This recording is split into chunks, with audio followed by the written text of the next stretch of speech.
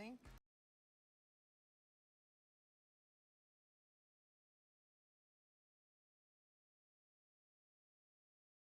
Rise of the Lich King series for you to watch all in one, without all the separate intros and outros and stuff. Christy Golden wrote an absolutely fantastic book, and then I ruined it with stupid jokes. So let's get... Hold ahead. That's it, lad. Little 9-year-old Arthur's boy, only son to King Terenus Menethil II and future King of Lordaeron, was currently trying to help a horse. Alright, mate.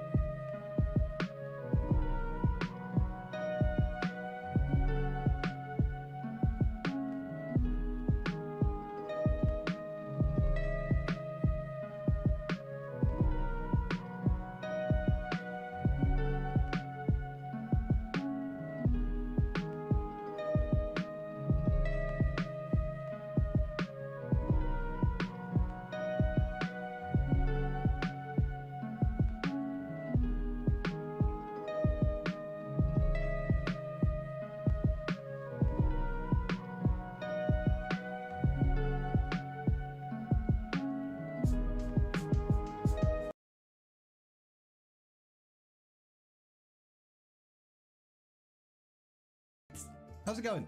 Here's the supercut of the entire Arthas Rise of the Lich King series for you to watch all in one, without all the separate intros and outros and stuff. Christy Golden wrote an absolutely fantastic book, and then I ruined it with stupid jokes. So let's get... Hold ahead. That's it, lad. Little 9-year-old Arthas boy, only son to King Terenus Menethil II and future King of Lordaeron, was currently trying to help a horse because it was giving birth and stuff. Whoa, Brightmane. Easy, girl.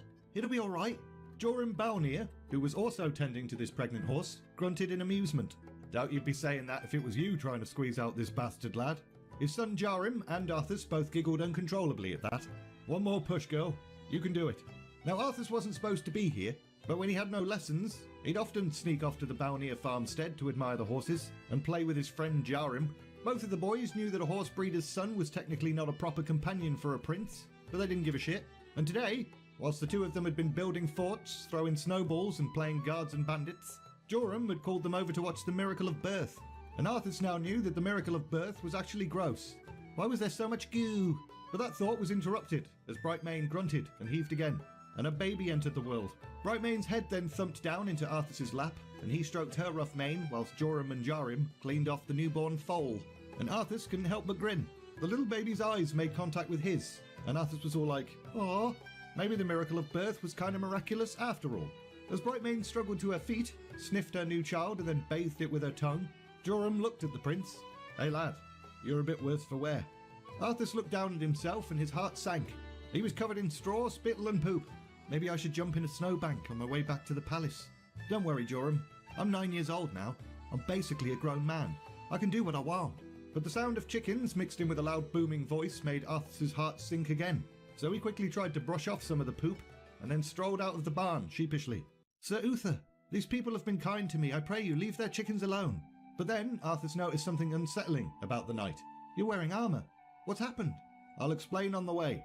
Uther then reached down, grabbed Arthas by the arm and swung him up onto his horse as if he weighed nothing at all. And off they went. Arthas was desperately trying to hide his fear from Uther, so he put on his big strong brave boy voice. "Tell me what's going on." "A rider from South Shore has brought ill news. A few days ago, hundreds of boats filled with refugees from Stormwind arrived on our shores. Stormwind has fallen." "What? Stormwind? How?" "We'll find out shortly. The survivors, including Prince Varian, are being led by Lord Anduin Lothar. He, Prince Varian and others will be coming to the capital in a few days. Lothar has warned us he brings alarming news, which is pretty obvious considering Stormwind's been destroyed, but whatevs. I was asked to find you and bring you back. It's not safe for you to be playing with the common folk at this time." Arthas was stunned. Stormwind? He'd never been there, but he'd heard tales of the place. It had been built with sturdiness in mind. What could possibly be strong enough to take such a city? How many people come with them? Unknown. Not a small number, that much is certain. The messenger said it was everyone who'd survived. Survived what? And he said Prince Varian was coming. What of King Lane? Prince Varian will soon become King Varian. His father's dead. That thought hit Arthas pretty hard, mainly because his own family were such a close-knit bunch. His sister, Kalia, his mother, Leanne, and of course his father, Terenus. To have lost your city, your way of life and your father, all at once. Poor Varian. Aye, he's probably having a bit of a shit time at the moment. A few days later, Arthas was standing on the city's ramparts, keeping a guard named Falric company and handing him a mug of tea.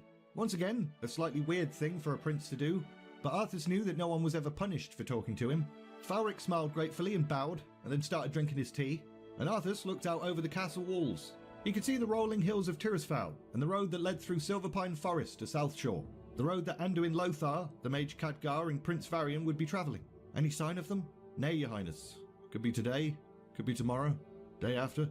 If you're hoping to catch a glimpse of them, you might be waiting a while. Better than lessons. Well, sire, you'd know that better than I would. As the guard finished his tea, Arthas looked back down the road for the millionth time. This had been exciting at first, but now it was just boring. Maybe he could sneak off and find out how Brightmane's foal was.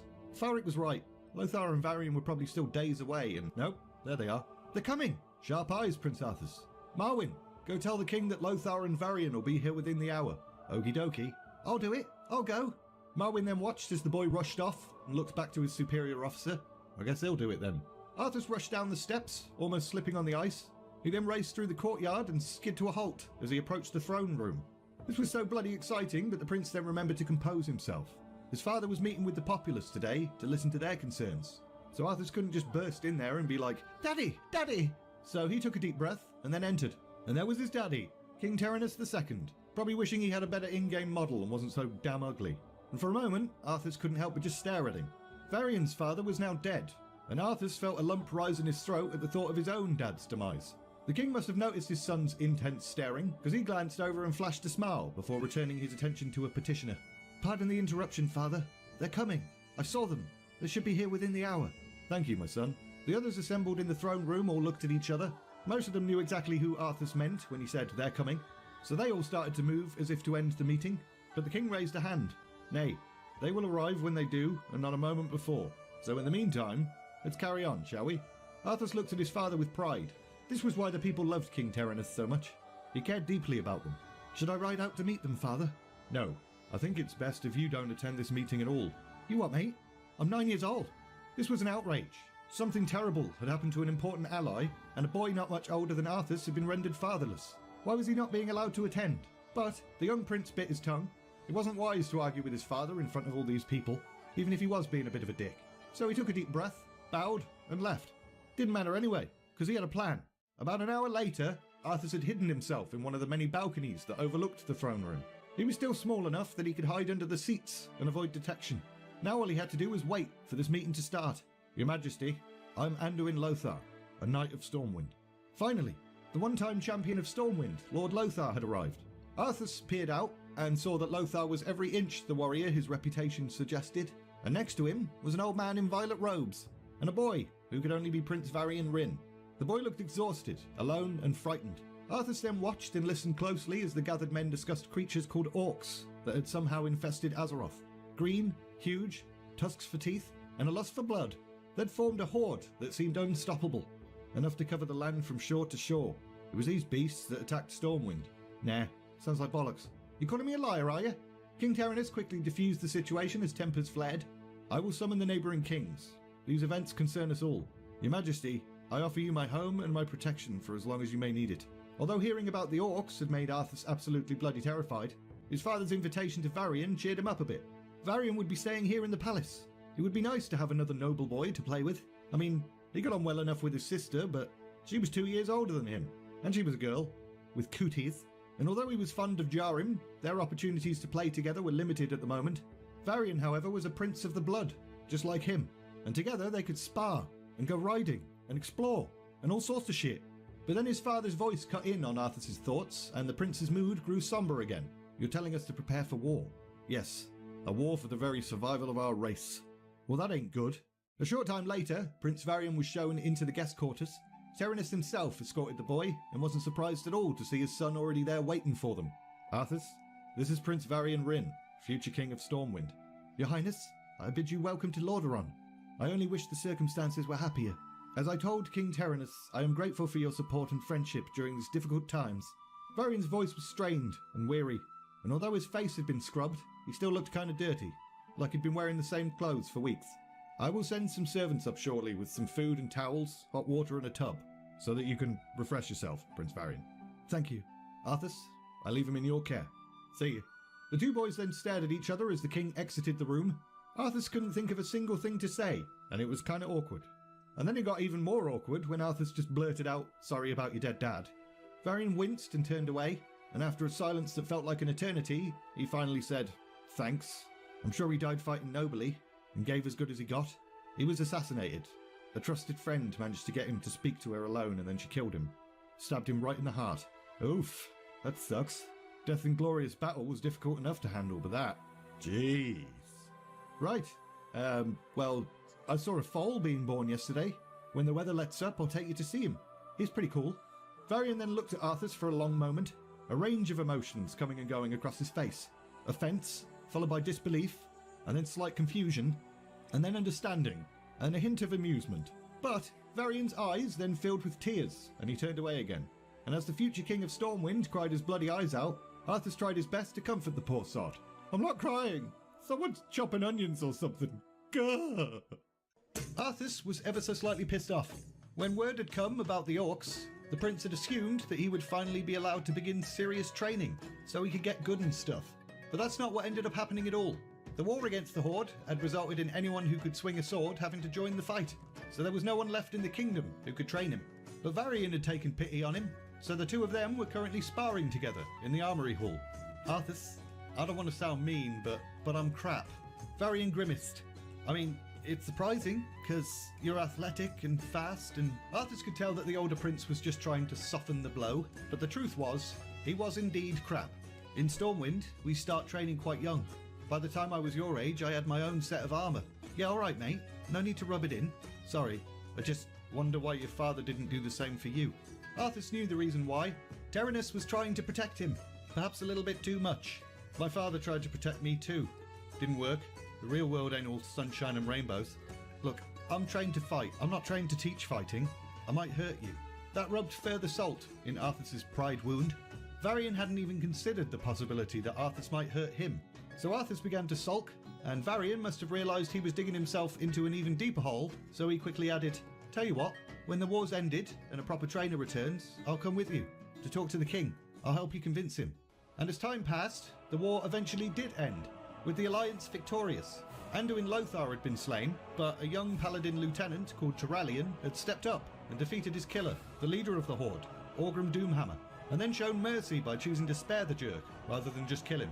And King Terenas, who's a nice bloke, decided to honour that decision and declared that Orgrim Doomhammer was not to be harmed. So, the beast had been brought back to Capital City in chains, and seeing the powerful orc being paraded through Lordaeron's streets whilst people yelled things like "Shame!" and "Boo!" made quite a big impression on both of the young princes. It was the only time Arthas had seen full-on hate in Varian's face, and he couldn't really blame him. If orcs had murdered Terenas or Uther, Arthas would probably hate them too. He should be killed. I wish I could chop off his balls and set him on fire. He's going to the Undercity. No one ever gets out from the Undercity. It's basically impossible to find an exit. He'll die in captivity. Too good for him. Turalian should have just killed him. And Varian wasn't wrong, because not long after, Doomhammer managed to escape. Turned out he was far from broken, and the guards had grown kinda complacent. No one was sure exactly how he'd escaped, because no one survived to report on it. He literally broke the neck of every guard he encountered. And not just guards either, homeless people, and criminals too. Doomhammer didn't give a shit. He just went from his cell to the sewers whilst being all like, "You get a broken neck, and you get a broken neck." And although, after further time passed, he was captured again, and this time placed in an internment camp, he just bloody escaped for a second time. He was like some kind of Houdini or something. The Alliance held its breath, waiting for another seemingly inevitable attack from a renewed horde, but for 2 years, there was nothing. Maybe everything was going to be alright. Nope. It now looked as if the Dark Portal was reopening, or was about to be reopened, or something. Arthas wasn't entirely sure, because no one was bothering to tell him anything. He was 11 years old now. It was an outrage. The weather was nice outside, and all Arthas wanted to do was go and hang out with his new horse. The very same horse that he'd seen being born 2 years ago. A horse which he'd named Invincible. But that would have to wait. For now, he was heading over to the armory. He'd had a bit of a growth spurt recently, so he wasn't going to use the little child sword he'd been using before. He grabbed a bigger one, and then swung it about for a bit, and then approached one of the old suits of armour, and imagined it was one of the disgusting green monsters from the war. "Think you to pass here, vile orc? You are in Alliance lands, but I shall show you mercy this once. Begone, and never return." Ah, but the orcs do not understand surrender or honour. They were just brutes, so it would refuse to kneel. What? You will not depart? You have besmirched me, and I wish for you to unsmirch me. Very well, you have had your chance, but now we fight. The young prince then lunged just as he'd seen Varian do. Strike, block, duck, whirl, and then the sword flew out of his hands and across the room. And as Arthas looked over to where it had landed, he saw Moradin Bronzebeard, dwarven ambassador to Lordaeron and brother to King Magni Bronzebeard, looking right at him, like, what the balls is that kid doing? Moradin had a reputation as an excellent warrior, so Arthas was more than a little bit embarrassed that the dwarf had just seen him pretending to fight orcs and throwing his sword clear across the room. Ambassador, I was just... I'm looking for your father, boy. Can you direct me? This place is a bloody maze. So Arthas quietly pointed to a stairway to his left and watched as the dwarf walked off in that direction. And then, fighting back tears of shame, he placed the wooden sword back on the rack and ran away like a little bitch. 10 minutes later, he was riding out of the stables and heading east into the hills of Tirisfal Glades. He wasn't riding Invincible though. Instead, he had 2 horses. He was mounted on an elderly gelding called Trueheart, with the 2-year-old colt Invincible on a training lead. Arthas desperately wanted to ride Invincible, but the horse master had warned that 2 was still a year too young. 2's a baby. They're still growing. The bones are still forming. Be patient, your highness. But Arthas didn't want to be patient. A year was a long time. Too long. and his impatience wasn't helped by the fact that Trueheart could only muster a plodding canter. Surely one ride on Invincible wouldn't hurt, right? So Arthas got off Trueheart and approached Invincible, said a quick prayer to himself, and then vaulted onto the horse's back. At first, Invincible reared and neighed furiously. The young prince wrapped his hands into the wiry mane and clung on for dear life as the horse bucked and hopped. But eventually, Invincible was galloping. In fact, it felt like he was flying. The giddy young prince grinned from ear to ear. He'd never been on an animal this fast before, and it was bloody exciting. It was glorious. It was everything he'd ever dreamed of. People would sing songs of this day, and Arthas hurtled through the air and then winded himself as he landed hard on the solid earth. Once he caught his breath, he got back to his feet. His body ached, but nothing was broken. However, Invincible was now a rapidly disappearing dot off in the distance. Oh, shitballs. He was definitely in trouble now. Sir Uther the Lightbringer was waiting for him as he returned. Arthas grimaced as he slid off Trueheart. Invincible came back a short time ago by himself. Nasty cut on his leg, but I'm sure you'll be glad to hear that he'll be fine. You know you weren't supposed to ride him yet. I know. I don't think you do. If you put too much pressure on him at this age, he'll be crippled. Yeah, I get it. It was just one time, and that's all it will be, right? Yes, sir. And you missed your lessons. Again. Arthas was angry, embarrassed, and in quite a bit of pain. His right knee was starting to swell, and all he wanted to do was jump into a hot bath. Well, at least you're in time for the prayer session this afternoon, although you'll need to have a wash first. Hurry up, we'll be assembling in the chapel. The young prince wasn't even sure what the prayer session was focusing on today, and he felt slightly bad about that.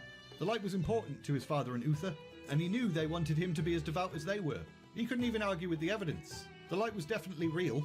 Priests and paladins regularly worked miracles and healing and protection. But Arthas just didn't like meditating because it was boring. But an hour later, Arthas hurried to the small family chapel in the royal wing.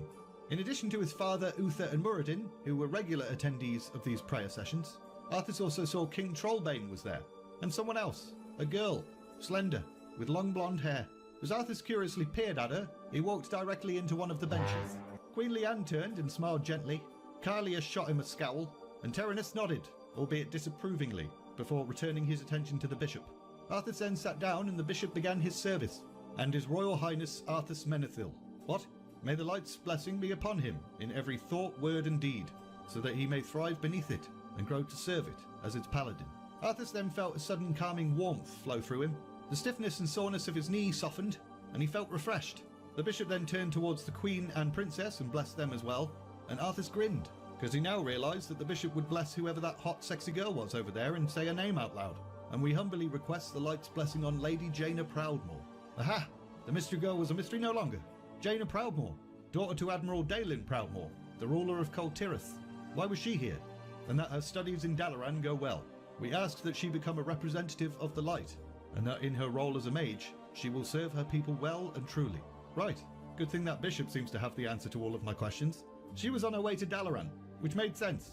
The beautiful city of Magi wasn't too far away from Capital City, but knowing the rigid rules of etiquette and hospitality, it was likely she'd be here for a few days before travelling on. So Arthas grinned again. This could be fun. At the end of the service, Arthas was closest to the door, so he stepped out first. Trollbane and Muradin exited next, looking slightly relieved that the service was over. And finally, Terinus, Leanne, Carlia and then Jaina walked out. Arthas observed Jaina next to his sister. Carlia was delicately boned and had a face like a slapped arse, but Jaina was bright-eyed and had a lively smile. This was a girl who would not mind getting a snowball in the face. But a voice then interrupted that thought. Arthas, a word with you. Damn it, Muradin. Why was he getting in the way of Arthas introducing himself to his new friend? Of course, sir. The two of them then walked several paces away from the rest of the group. Lad, I'll get right to the point. Your fighting form is terrible. I know. My father... That ain't your father's fault, lad. Well, I can't exactly teach myself fighting, can I? Aye, I'll teach you if you like. You will? Arthas couldn't believe it. The dwarves were renowned for their fighting prowess.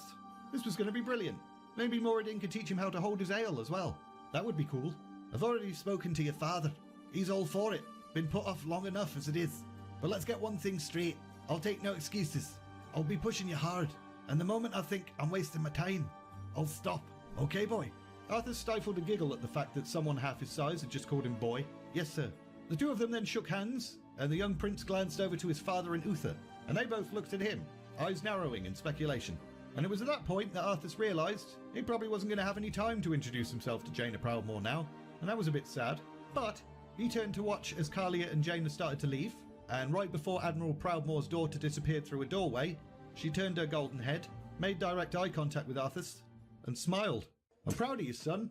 You've been pretty responsible recently. This had been a tough week for the young prince. Not only had Muradin's training begun, and was every bit as difficult as the dwarf had said it would be, Uther and Terenas had decided it was time for Arthas' training to be stepped up in other areas. So every day was jam-packed full of stuff.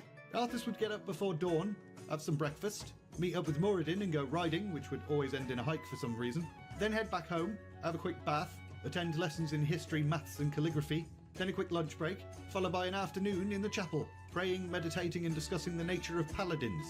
And finally, after dinner, Arthas had just about enough time to stumble to his chambers and pass out, absolutely bloody exhausted. As a result, he'd only seen Jaina a few times during the week she'd been staying at the Kingdom of Lordaeron, and it was towards the end of that week that Arthas decided, enough of this shit.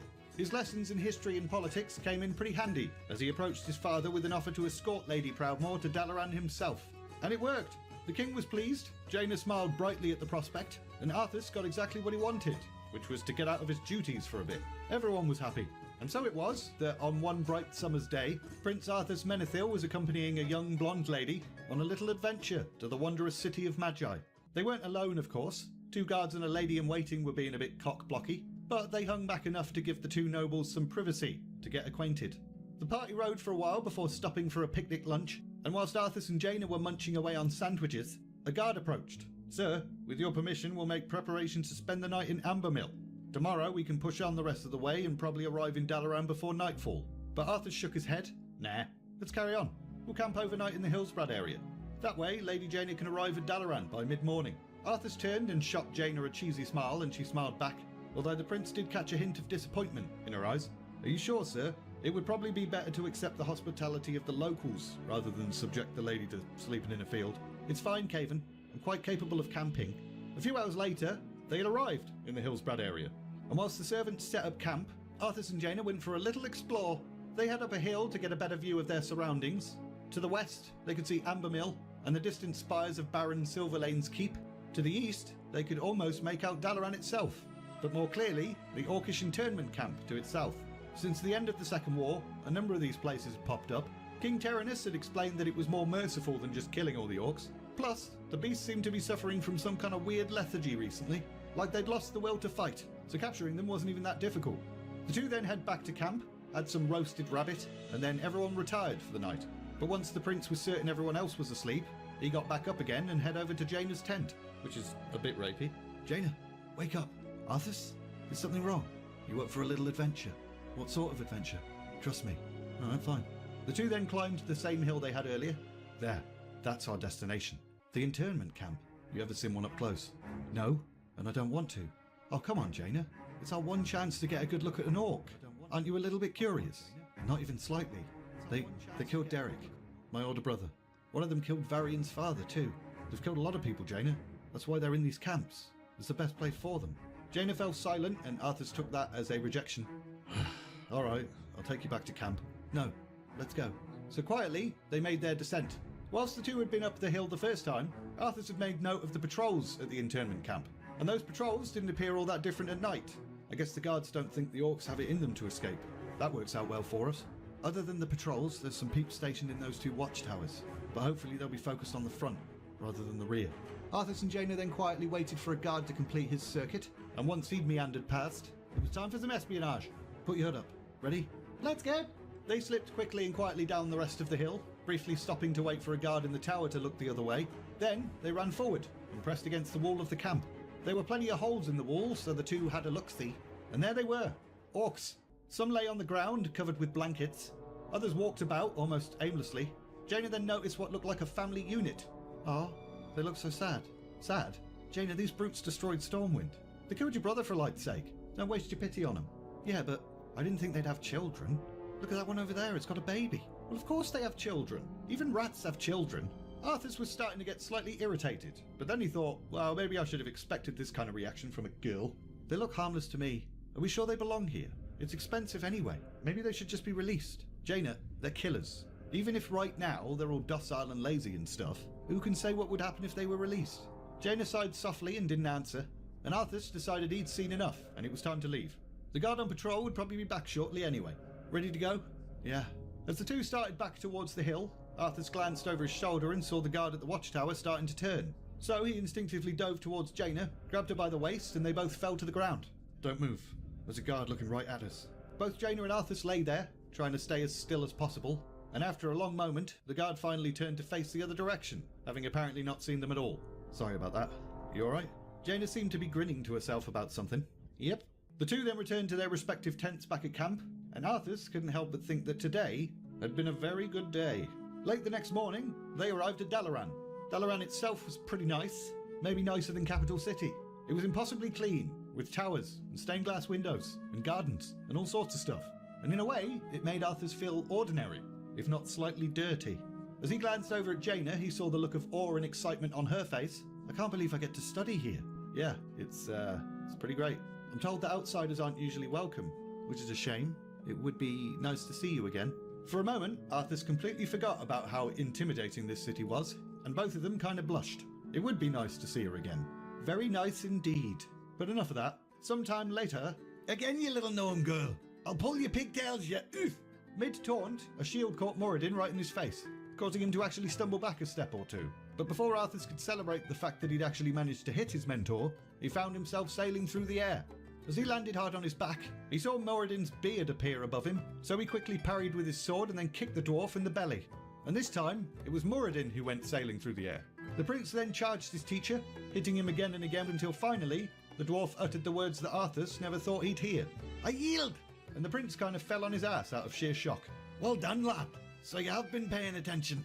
Arthas, who was relieved and pleased with the praise, grinned like an idiot to himself. He was 14 now, and had been training with Moradin several times a week for like 3 years or something. And although it had gone badly at first, which pretty much everyone expected, Arthas had stubbornly refused to give up. And for that stubborn refusal, he was rewarded twofold. Not only had he won the respect of Moradin Bronzebeard, but the dwarf had taught him things that the prince was pretty certain he'd never get from any sort of paladin training. For example, the trick of kicking someone in the belly, or stabbing them with a broken beer bottle. Thanks, Moradin. No probs, lad. Now, off with you. You deserve some rest. The prince whistled as he strode towards his quarter. Moradin was a nice bloke. He'd grown quite fond of the little bugger. But a sudden outburst stopped Arthas in his tracks. No, father, I won't. Kalia, I grow tired of this conversation. You have no say in this matter. Papa, please. Arthas edged a little closer to Kalia's room and listened. And as his sister started to sob, the prince just couldn't bloody take it any longer, so he burst in. What the hell's going on? Tyrannus, who had recently been acting rather strangely and now looked furious, responded. It's none of your business, Arthas. I've told Kalia something I wish her to do, and she will obey me. Kalia then collapsed on the bed, sobbing even louder, and the king muttered something to himself before storming out. Father? Don't question me, boy. Kalia's duty is to obey her father. As Tyrannus brushed past Arthas and exited the room, the prince noted Lord Davil Prester and a pair of young Dalaran wizards waiting outside. He didn't recognise the mages, but the young lord had been hanging about the kingdom a lot recently. The king held him in high regard, but he was a bit of a weirdo. Arthas then returned his focus to his sister and sat beside her on the bed, feeling a bit awkward. I'm sorry you had to see that, Arthas. What does father want? He wishes me to marry against my will. But you're only 16. That's what I said. But father doesn't care. I'm to marry Lord Prester on my birthday. Well, that seemed to explain why the lord had been hanging about so much. Oof. On the bright side, at least he's not some old man. Or an evil dragon pretending to be a human or something. You don't get it, Arthas. I don't care how well connected or handsome he is. It's that I don't have a choice. So you don't love Prester then? Love him? I don't even know him. I'm sorry, Callie. Is there someone else? Maybe you could convince father there's a better match. One that makes you happy. It's no use. You heard him. He didn't ask. He ordered. Arthas, when you're king, promise me you won't treat your children like this. Children? Pfft. Calm me down a bit, Kalia. And when you marry, make sure she cares for you. Or at least had a choice in who she has to share a bed with for the rest of her life. Kalia then started to weep again, but Arthas was no longer focused on trying to comfort her. He was now a little bit scared that he himself was only 4 short years away from probably having to get married. Who the bloody hell would he marry? Well, there was one person he could think of, but what if she said no? Maybe you're the lucky one, sis. It might be worse to have the freedom to choose and know that you can't have what you want or something. I would trade that in a heartbeat for being a piece of meat. Well, we each have our duties, I guess. You to marry whomever father wants, and me to marry for the kingdom. Arthas, where are you going? Arthas didn't answer. He basically ran off, like a jerk. He'd obviously lost all sympathy for his sister and was now more concerned about himself. And since his thoughts were now all kerfuffled and stuff, he headed over to the stables, quickly saddled Invincible, and off they galloped. He was never happier than when he and Invincible could ride together, so this was a surefire way to clear his thoughts and calm down a bit. As you can see, Your Highness, the taxes have been put to good use. Every precaution is being taken. In fact, security is so tight, we've been able to stage arena fights here. So I've heard. Lieutenant General Aedalus Blackmore was currently taking 17-year-old Arthas on a little tour around the grounds of Durnhold. The keep wasn't so much an internment camp itself, more like the nerve centre of all the internment camps. It was bloody huge. I'll show you the fights if you want, mate. It had been Arthas's idea for this surprise inspection, and just like the time he'd suggested escorting Jaina to Dalaran, Arthas had his own agenda in mind. He'd heard that the Lieutenant General had some pet orc, and he was bloody curious about it. And once again, King Terenas thought it was a brilliant idea and praised his son for really stepping up to his princely duties. We can make sure the tax money is going into the camps and not Blackmore's pocket. Make sure he's not walking the path of his twatty father. Aedalus's father, General Adalyn Blackmore, had been a notorious traitor, selling state secrets and stuff. And although his son had only been a child at the time, there was still a bit of a stigma to his family name. And Arthas had no issue with riling up those suspicions to serve his own purpose, and he didn't even feel bad about it. Especially now, walking alongside the Lieutenant General, smelling liquor on his breath despite the fact it was like 8 o'clock in the morning or something. He'd definitely be reporting that Aedalus was a raging alcoholic back to his father when he returned to Lordaeron. I would like to see the fights, yes. Will I be seeing your thrall in action? I've heard quite a bit about him. It wasn't scheduled to fight today, but for you, Your Highness, that can be arranged. But 2 hours later, the boring tour was over and Arthas was now enjoying a delicious meal with Blackmore and his young protege, Lord Caramin Langston. There was something about Langston that Arthas just immediately did not like. He seemed weak, like he'd never seen battle or done a day's physical labour in his life. Arthas's dislike of his 2 dining companions was reinforced further when a serving girl entered. Blackmore immediately #MeToo'd the poor girl, and Arthas could see the unhappiness in her eyes. This is Teresa Foxton, daughter of my personal servant. The girl actually reminded the Prince of Jaina a little bit. They exchanged smiles before Teresa returned to her duties. You'll have one like that soon enough, lad. A toast to fair girls with big boobies. And as the Lieutenant General began to pour even more wine down his throat, Arthas forced himself to raise his glass, even if he was absolutely disgusted. But an hour later, Arthas had completely forgotten about all that, because he was now screaming at the top of his lungs, clapping like a maniac, and generally just having a bloody whale of a time. The arena fights had made him feel a little bit uncomfortable at first. Just beasts pitted against each other, for no other reason than the enjoyment of onlookers.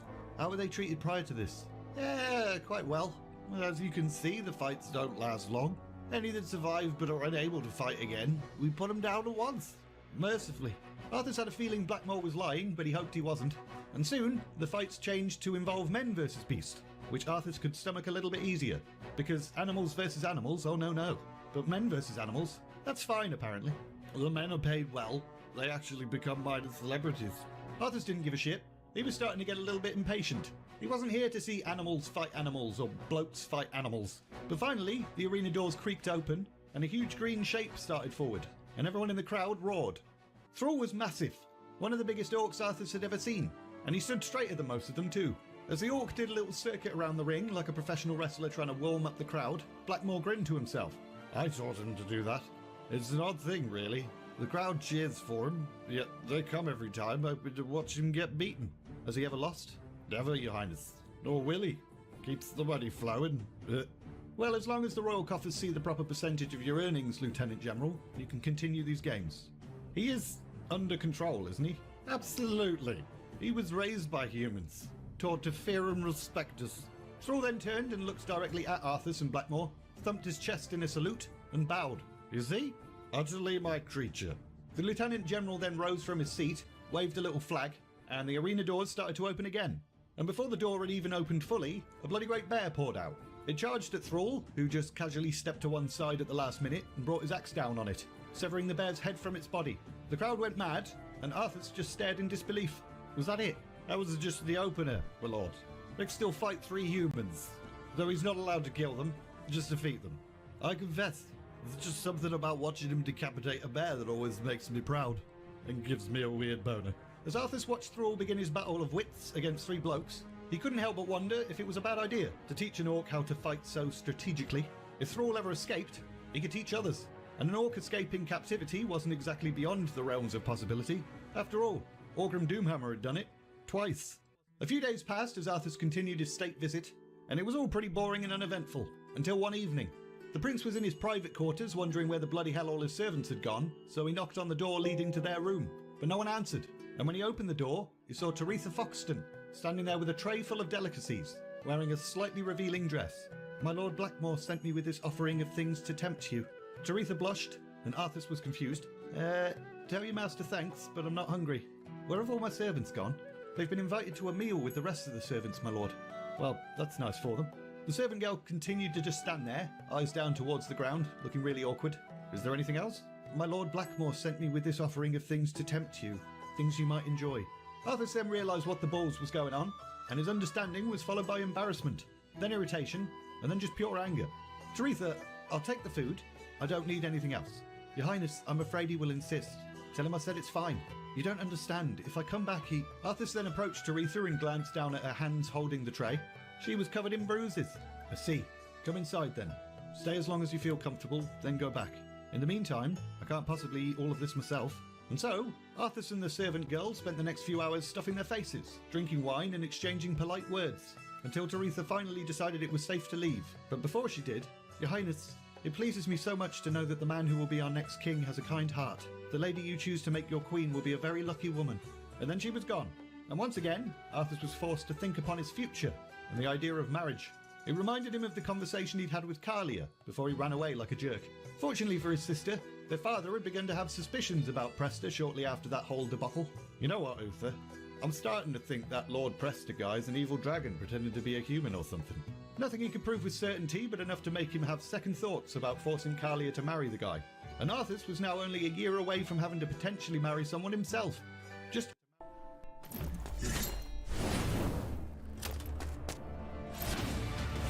over a year later, in the midst of winter, Arthas was now a few months shy of turning 19, which meant soon he would be inducted into the Order of the Silver Hand, the Paladin Order, and he was more than ready. His training with Muradin had finished, and he'd started sparring with Uther now, and it was different. Now usually, Arthas would be in a prayer session at this time of the day, but his father had gone on a diplomatic visit to Stromgard, with Uther and the priests going with him. So Arthas was free to skive all afternoon. And what does Arthas do whenever he has spare time? Yep, he was off to ride Invincible. The weather wasn't ideal. Invincible was slightly slowed by the inches of snow on the ground, but they both still seemed to be enjoying themselves. However, the snow then started to fall again, which meant the prince should probably start to head back. But he decided to press on instead. It was only a little bit further to the Bownir farmstead. He was sure Joram and Jarim would be pleased to see Invincible, all grown up and stuff. Plus, there was a particular jump in that area that Arthas loved. Just one jump and a little while longer, and then they'd both be in a warm stable, perfectly alive and well. And soon enough, they came upon the jump, so Arthas tightened his grip on the reins and spurred Invincible forward. And then everything went to shit. Right at the last minute, Invincible's rear hooves slipped on some ice, and the two of them went flailing through the air towards rock and jagged stone. And then boosh. Arthas regained consciousness a short time later to the sound of a beast in agony. He couldn't move at first, and when he was able to sit up, pain shot through his entire body. At the very least, he'd broken a few ribs. The snow was now coming down so fast and hard that he could barely see 3 feet in front of him. But as he looked around and focused, he saw movement, as well as a widening crimson pool that was melting the snow. Oh God. The prince got to his feet, almost losing consciousness again, and slowly made his way towards the panicked animal. Invincible's forelegs were absolutely shattered, the sight of which caused Arthas to almost throw up, and then start weeping uncontrollably as he realised the severity of the situation. This was no scratch, not a wound that could be kissed better or bandaged. Sir Uther and the priests were away from the kingdom, and with the snowstorm, Arthas wasn't going to find any other healers before Invincible either died of his injuries or froze to death. There was really only one option. Despite not being able to feel his face or limbs from the cold, and the severe pain shooting through his own body, Arthas somehow managed to move towards his dying horse.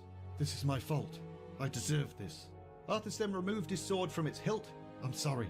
Invincible regarded him calmly, as if it knew what was about to happen and accepted it.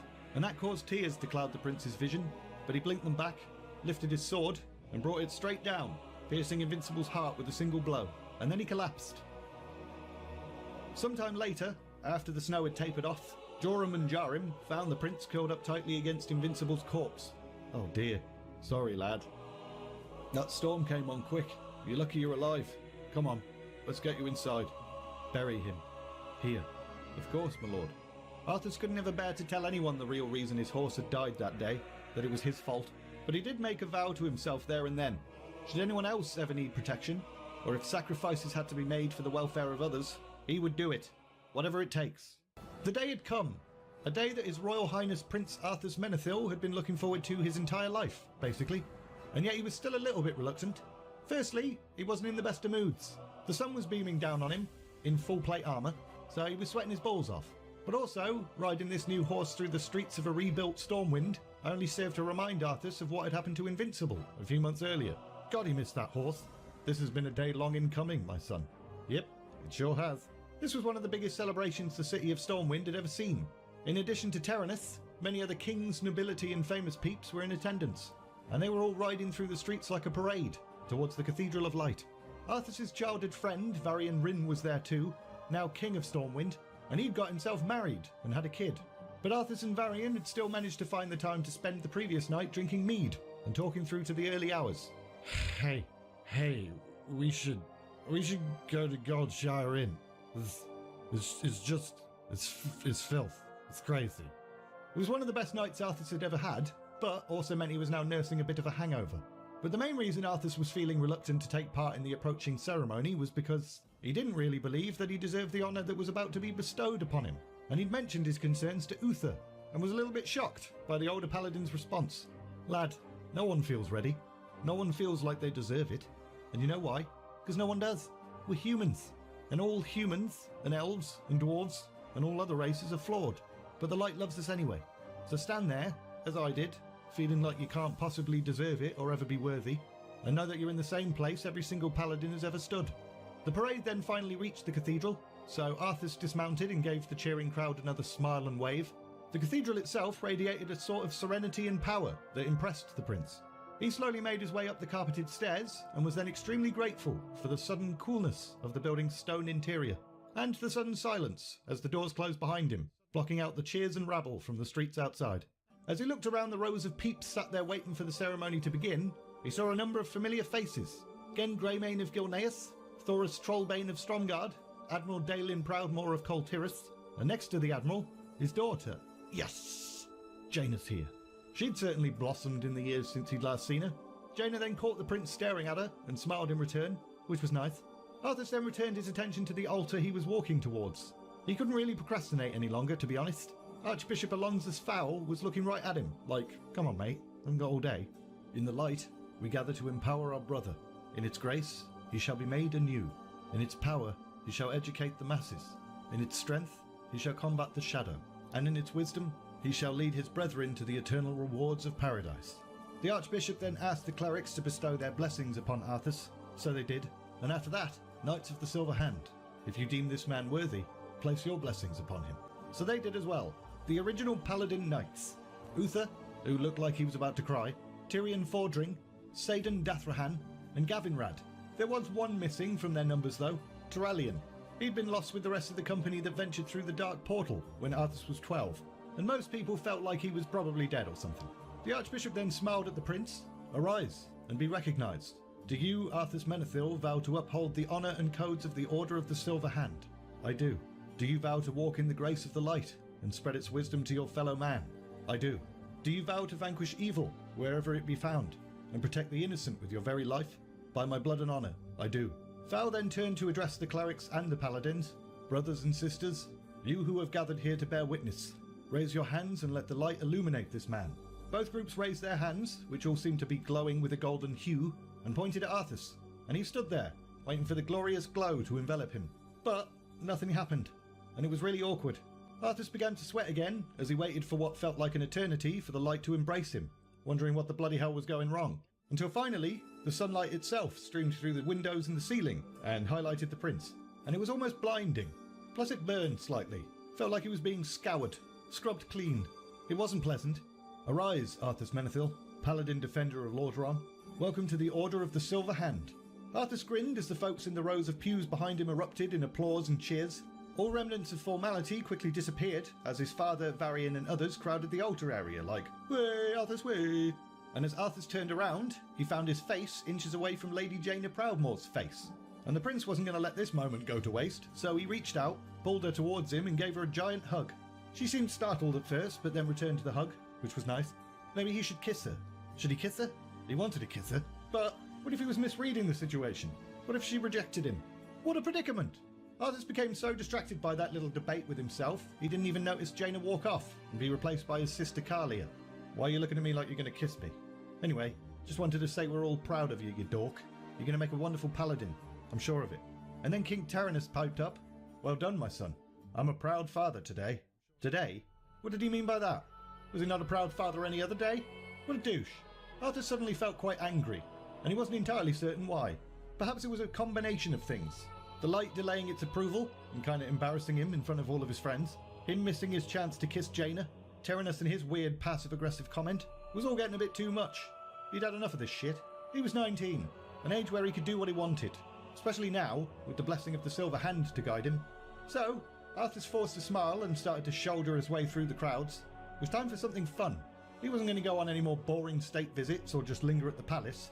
And he knew exactly what he wanted that something to be. Jaina Proudmoore was currently hanging about in the Dalaran Gardens, having a whale of a time. She'd been studying in Dalaran for about 8 years now, and yet the city still blew her mind, just as much as it had when she first arrived. Everything emanated magic, and to her, it was almost like a scent. Smelled of flowers or something.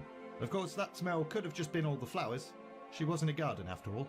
The only reason she was in this garden at the moment was because she was taking a little bit of a lunch break before going right back to her studies. She bloody loved studying. In fact, she loved it so much, she'd impressed Archmage Antonidas, and he'd made her his apprentice about 2 years ago. In Kelthalas, there are trees that make these ones look like baby trees. I think you'd enjoy seeing them one day. Jaina turned to see Prince Kelthas Sunstrider, son of Anasterian Sunstrider, king of the Kelderai Elves, and she politely smiled and gave him a bit of a curtsy. Your Highness, I wasn't aware you'd returned. A pleasure.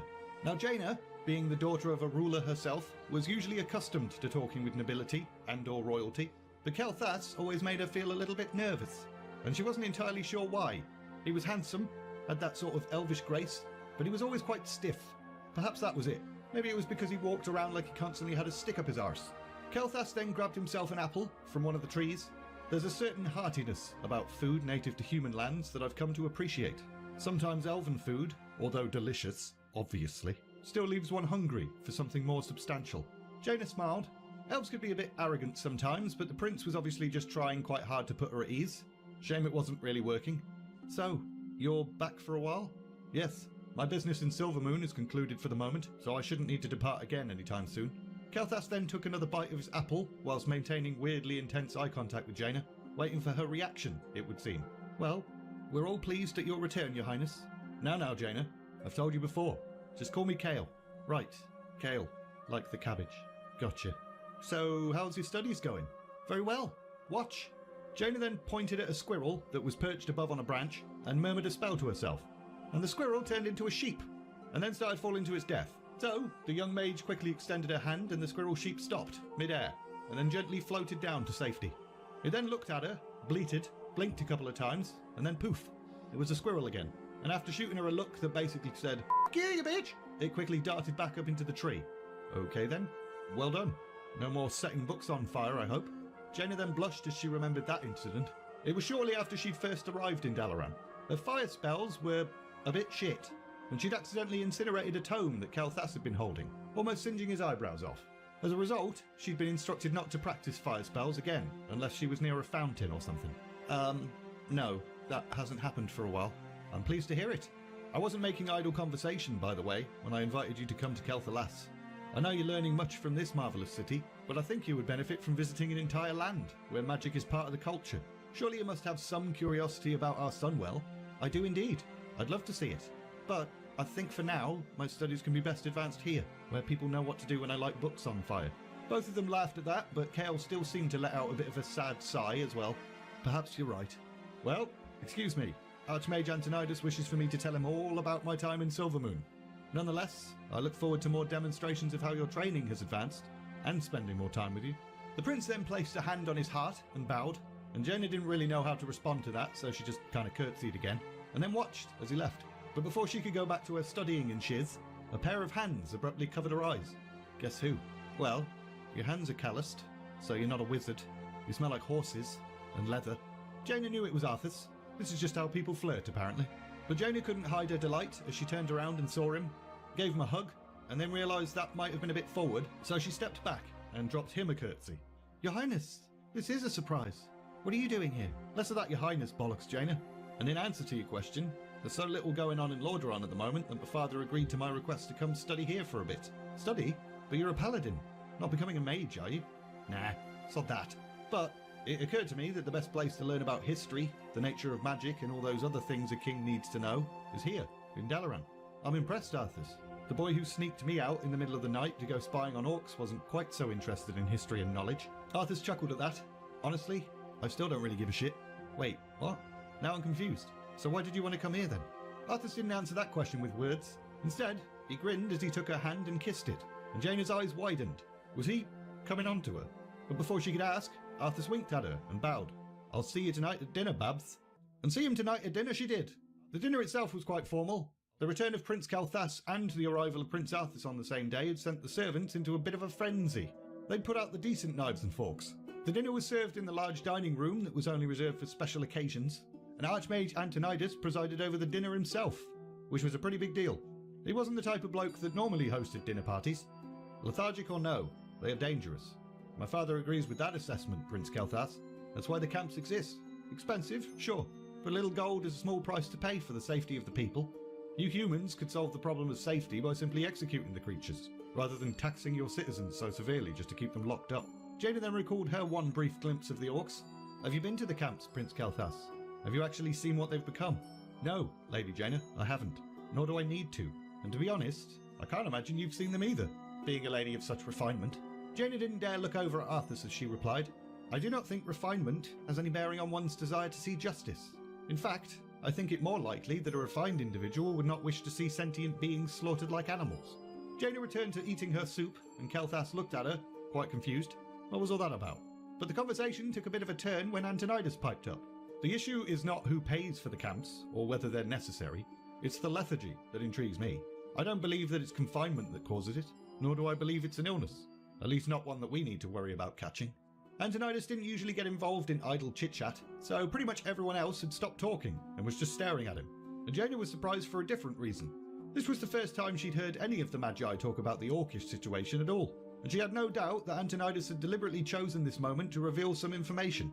With two princes present, word would travel quickly to their respective kingdoms, and it was Arthas that was the first to take the bait.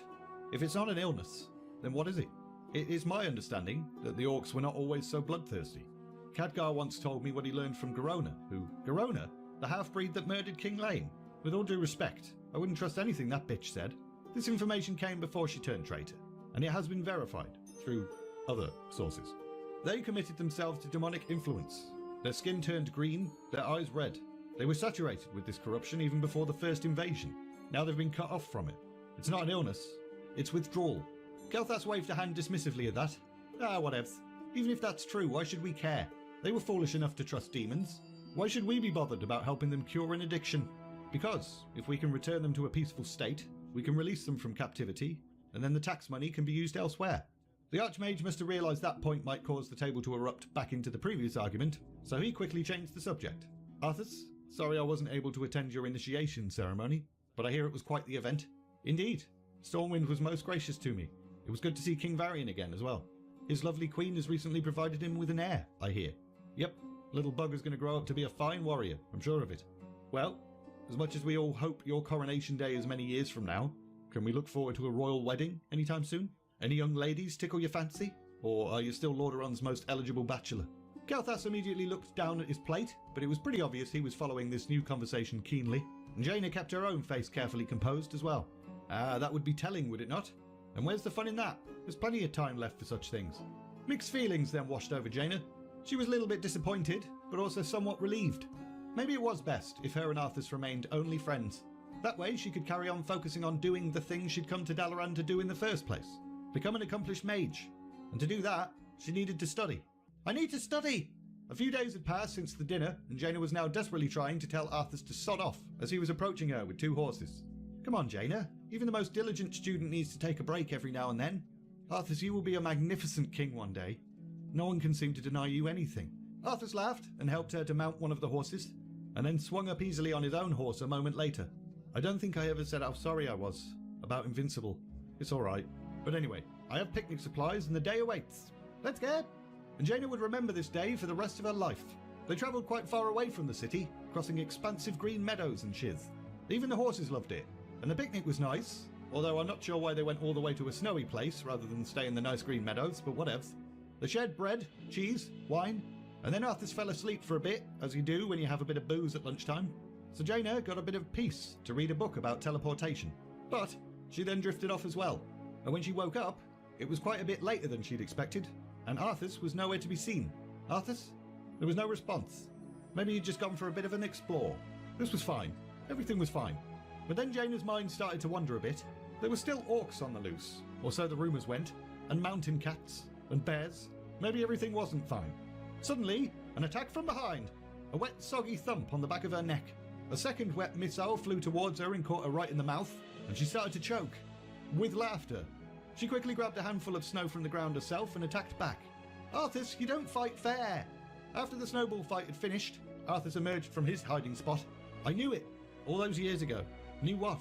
The first time I saw you, I knew you were a girl I could have fun with. Someone who wouldn't mind getting a snowball in the face. I didn't hurt you, did I?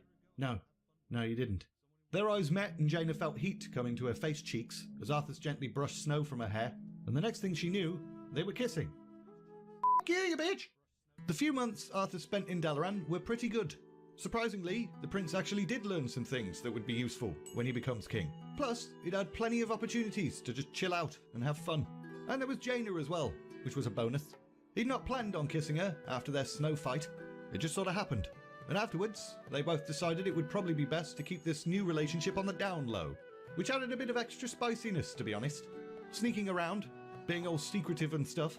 Arthas had even memorised Jaina's schedule, so he could accidentally on purpose bump into her every now and then, and be all like, oh, Jaina, fancy seeing you here. And Arthas loved every bloody risky daring minute of it. In fact, that was what he was doing right now, standing in a hallway, pretending to look at books. He knew Jaina was going to be walking through this hallway any minute now, and soon enough, she did. So he jumped out, grabbed her, and pulled her into the shadows. Hello, my lady. Hello, my prince. Jaina, why are you... Aww. Who the bloody hell was that? The two of them sprang apart quickly to see who this nosy intruder was, and Jaina's face went bright red as she realised it was Kel'Thas. The Elven Prince's face was seemingly composed, but you could see anger burning in his eyes. He dropped a book as he left. I followed you to return it. That's very kind of you, Kale. Thanks. Well, this was awkward. For a second, it looked like Kale was going to punch Arthas, but the Prince of Lordaeron didn't back down, so both of them were just sort of staring at each other. Ashamed of her, are you, Arthas? Is she only worth your time and attention if no one knows about her? You what, mate? I'm simply protecting her reputation by protecting. If you cared about her, you'd court her openly, proudly. Any man would. Kel'Thas then looked at Jaina and the anger in his face faded. Now he just looks sad. I'll leave you to fondle each other's balls or whatever you're doing. And don't worry, I won't tell anyone. As Kel started to leave, he let out one final hiss of anger, like a weirdo, to make sure everyone knew he was not pleased. And then he was gone. Who the hell even does that? I'm sorry, Arthas. I probably should have told you. Told me what? Wait, are you and he... What? No. But I think he wanted to. He's a good man, and a prince, but he's not... Not what? Arthas could feel the jealousy growing inside him. Kel'Thas was many things that he wasn't. Older, powerful, sophisticated. That douche was just about damn near perfect. He's not you. And the jealousy was gone. That made Arthas feel better immediately. Who cared what some stick-up-the-arse prince thought anyway? The rest of the year unfolded without any major events. Citizens were becoming increasingly angry about the costs of the internment camps, but both Terenas and Arthas had expected as much. And Arthas had continued his training with Uther, not just in arms, but in prayer and meditation as well. We must be able to cut down our enemies, but we must also be able to heal our friends. And ourselves, bruh. The problem with learning how to heal and stuff was that it always reminded Arthas of his failure to save Invincible, especially when winter came, with all the snow and stuff outside. But eventually, winter passed, and spring came, and with it, the major celebration known as Noble Garden, which is kind of like Easter, with eggs and stuff. Arthas was being sent to public functions more and more recently, and there were a couple of reasons for that. Firstly, Uther and the king were getting old, and just couldn't be bothered to travel about as much anymore. But also, although there had still not been any kind of public announcement about the relationship, both Arthas and Jaina's parents had discussed the matter, and it seemed like they were all okay with the courtship, because Jaina was being sent to quite a lot of public functions as well. So, Arthas and Jaina were currently publicly celebrating Noble Garden together, painting eggs. It was great. Come to the Midsummer Fire Festival. I can't. Summer's a busy time at Dalaran. Alright, I'll come visit you for Midsummer, and you can come here for Hallow's End. Jeez, man, you're relentless. Okay, I'll try. Yeah, you'll be here. And she was. It was believed at Hallow's End that the barrier between the living and the dead was thin, that living peeps could commune with dead peeps. And it was traditional for a straw effigy to be erected outside the palace, which would then be set on fire. Peasants could then approach the fiery effigy, toss in a branch, and metaphorically burn away anything they didn't wish to carry with them. And I would make a joke about the Headless Horseman, but he didn't actually exist yet in terms of lore, so that wouldn't make any sense. So I'll just say, some paladin named Sir Thomas Thompson walked past and was all like, "Hallow's End, eh? What a load of old shit." And to be honest, Arthas felt like it was a load of old shit. Tossing a branch into a fire wasn't going to solve anyone's problems, and contacting the dead was impossible, as far as he was concerned. But it had brought Jaina back to Lordaeron, so who cares? Arthas had a little surprise in mind for her this evening. As the sun began to set and the crowds gathered to watch the lighting of the effigy, Arthas walked out from the palace. Cheers erupted, so he paused and waved, and then turned and extended his hand to Jaina. She was a little bit surprised. They were in public and stuff. But she then took his hand, so the crowd started to cheer her name, as well as Arthas's. The two of them then walked down the path towards the giant wicker man, and as they reached it, Arthas held up a hand for silence. "My countrymen, I join you in celebration of this most revered of nights, the night when we remember those no longer with us, and cast aside the things that hold us back. We burn the wicker man as a symbol of the year that is passing, and I am pleased to be able to offer the distinct honour of lighting this year's effigy to Lady Jaina Proudmoore." Jaina's eyes widened in shock as Arthas continued. She is the daughter of war hero Admiral Dalen Proudmoore, and a powerful mage in her own right. As Magi are masses of fire, I think it's only right that she light our wicker man this evening. Do you agree? The assembled masses roared with delight, as Arthas knew they would. He then bowed towards Jaina and whispered, "Give 'em a show, Babs. They'll love it." So she did. Long gone were the days where Jaina had little control over fire and would burn people's eyebrows off. The effigy went up quicker than it had ever done so before. Spectacular. Well, you said to give 'em a show. Yeah, but that was too good a show. Don't want you to light it every year now.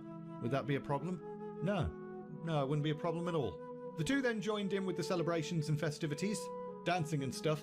The guards weren't exactly big fans of them mixing with the common folk, but they didn't give a shit. They were having a whale of a time. And after sneaking away from the guards and grabbing some snacks from the castle kitchens, they head up to one of the many castle bedrooms. And as they entered, Arthas was surprised to see that it was Jaina that made the first move to get down to some sexy business time. She moved towards his bed, whilst leading him by the hand. Are we ready for this? I am if you are.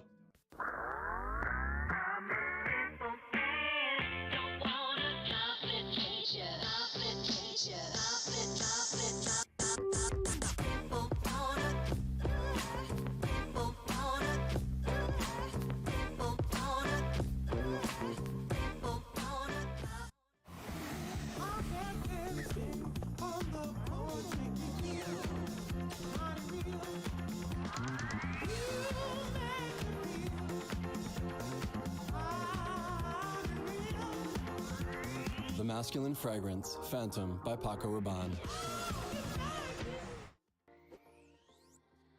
Sales teams have it tough. The pressure to hit their numbers keeps rising. The last thing they need to worry about is getting bogged down with busy work. PandaDoc is here to make things easy. Create eye-catching documents, approve and share them in minutes, get real-time reporting, all while you simply connect our software with the tools you love. Workflows are streamlined, contracts are signed, everyone's good. Automate proposals and speed up your deals with PandaDoc. The Kingdom of Lordaeron was now covered in tinsel and baubles and stuff, because it was Feast of Winter Veil time. Muradin, as an ambassador for dwarves, had brought the Christmassy tradition of his people to Lordaeron when he'd first arrived, and over the years, it had become quite popular, because everybody loves presents, and people were especially excited this year. In fact, they'd been excited for months, ever since Lady Jaina Proudmoore had ignited the Hallow's End Wicker Man in such a spectacular fashion. And she'd been invited to stay at Lordaeron through the winter, even though Dalaran really wasn't that far away. Just a hop, skip and a teleport from Capital City. There was a feeling in the air that she was becoming something more than just the daughter of another alliance leader, more than just a friend to the kingdom. She was now being treated as if she was a member of the royal family herself, and Arthas had noticed it too. Mainly when his own mother invited Jaina to be fitted for a formal dress with her and Kalia for the Wintervale Eve Ball. Leanne Menethil had never invited anyone outside the family to coordinate outfits for a formal event before, and Tereneth was also making it weird and serious. The king was often requesting that Jaina join him and Arthas as they sat and listened to the people's petitions. She would be on the king's left, Arthas on his right, which meant she was in a position nearly equal to the king's own son. Arthas recalled his words to Kalia many years ago. "We each have our duties, I guess. You to marry whomever father wants, and me to marry well for the kingdom. Jaina would be good for the kingdom, and she'd be good for him too. So why the bloody hell did he feel so uneasy about it? 'Twas the night before Wintervale, and Arthur stood looking out of a window at Lordemere Lake. The lake had frozen over, and snow had been falling since the morning. It was kind of eerie, but also kind of magical. Beautiful, isn't it? Plenty of ammunition. What? Ammunition? For snowball fights.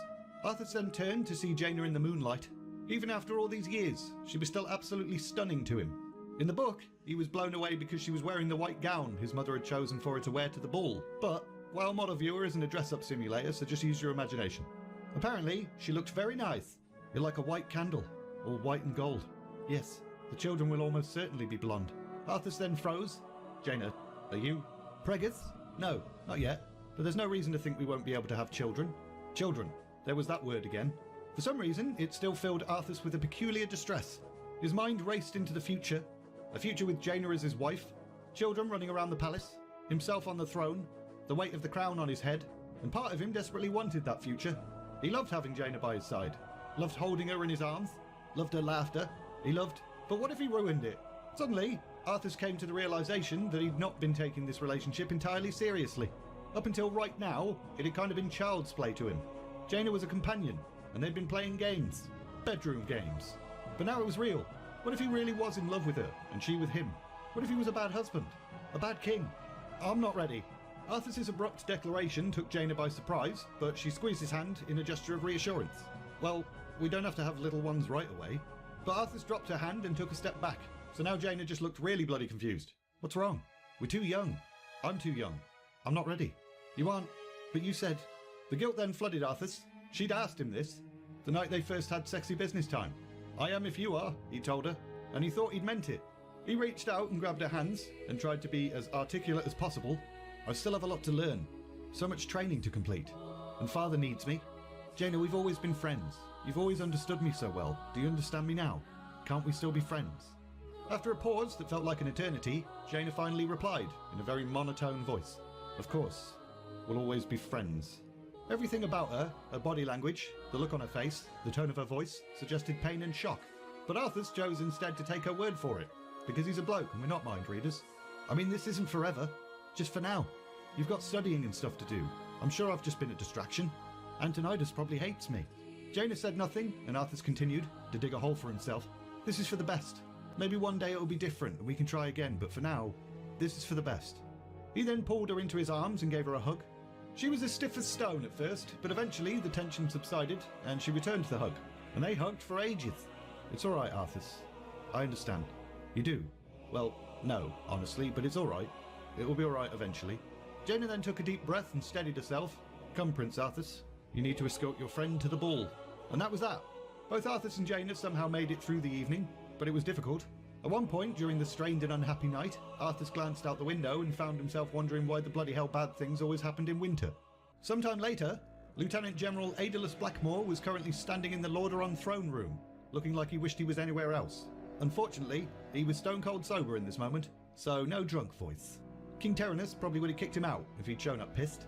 The reason the Lieutenant General was here today was because he'd messed up, big time. Somehow, Thrall had escaped Durnhold Keep. What a surprise. But Blackmore had tried to keep that fact quiet, and failed at that too. Once word had gotten out, the rumours flew wildly. It was a rival lord. It was a jealous mistress. Orgrim Doomhammer himself had done it. Maybe dragons disguised as humans freed the orc. King Tyrannus decided he'd had enough of rumours, and it was time to find out what the bloody hell actually happened. It's bad enough that you thought it was a good idea to train an orc to fight, but to teach him military strategy, how to read and write. What in the light's name were you thinking? Blackmore remained silent and stared at the floor. You assured me that the funds and materials went directly into stepping up security, and yet somehow your pet orc is out there instead of safely inside Durnhold. Explain. It's certainly unfortunate that Thrall escaped. I'm sure you understand. After all, Doomhammer escaped from your dungeons, did he not? The king frowned, but chose to ignore that little bit of sass. The money is earned from the labour of the people, Lieutenant General. It goes towards keeping them safe. Do I need to send a representative to ensure the funds are properly distributed? No, that won't be necessary. I'll account for every penny. Yes, you will. Blackmore left shortly afterwards, bowing repeatedly like an idiot the entire way out. And once he was gone, Tyrannus turned to Arthas. You saw the beast in action. What are your thoughts on the situation? He wasn't at all like how I imagined orcs to be. I mean, yeah, he was huge and fought fiercely, but he was also intelligent and trained. There are packets of renegade orcs out there, some that might not be suffering the same lethargy as the ones we've imprisoned. If Thrall were to find them and teach them what he knows, it could be a very bad thing for us. Arthur sat up straighter. This was an opportunity. Ever since he'd inexplicably ended things with Jaina, he'd thrown himself into his training as a distraction. But no matter how much his body ached, no matter how physically exhausted he was, he still couldn't get over the girl that he himself had broken up with. I've been training hard with Uther. We could go looking for such orcs, find them before Thrall does. Uther has informed me of your dedication, and he's been impressed with your progress. Very well then. Go tell Uther and start preparing. It's time for your first taste of real battle. Arthur's literally had to stop himself from whooping in excitement. Thank you, sir. I'll do you proud. That, my son, is the least of my worries. It was now about 3 years after Jaina and Arthur's had ended things, and she was back at Dalaran, currently rushing through the gardens like a crazy person. She was running late for a meeting with Archmage Antonidas, and it wasn't the first time she'd kept him waiting recently. But as she ran through the garden, she couldn't help but feel a brief sense of sadness.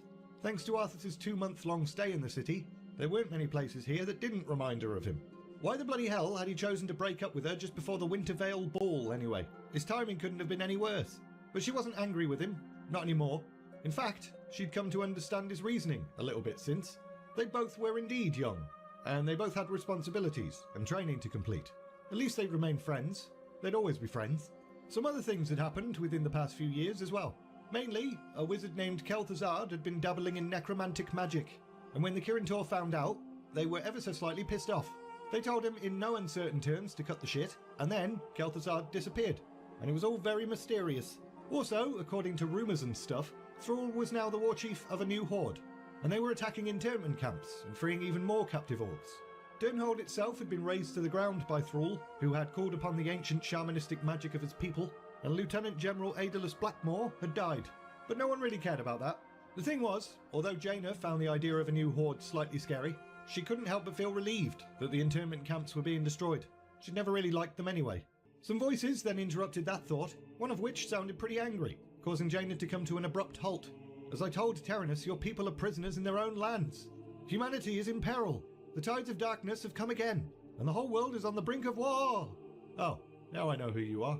You're that rumbling prophet I've heard so much about. I'm not interested in your nonsense. Jaina knew the second voice to be Antonidas, but she didn't recognise the angry one.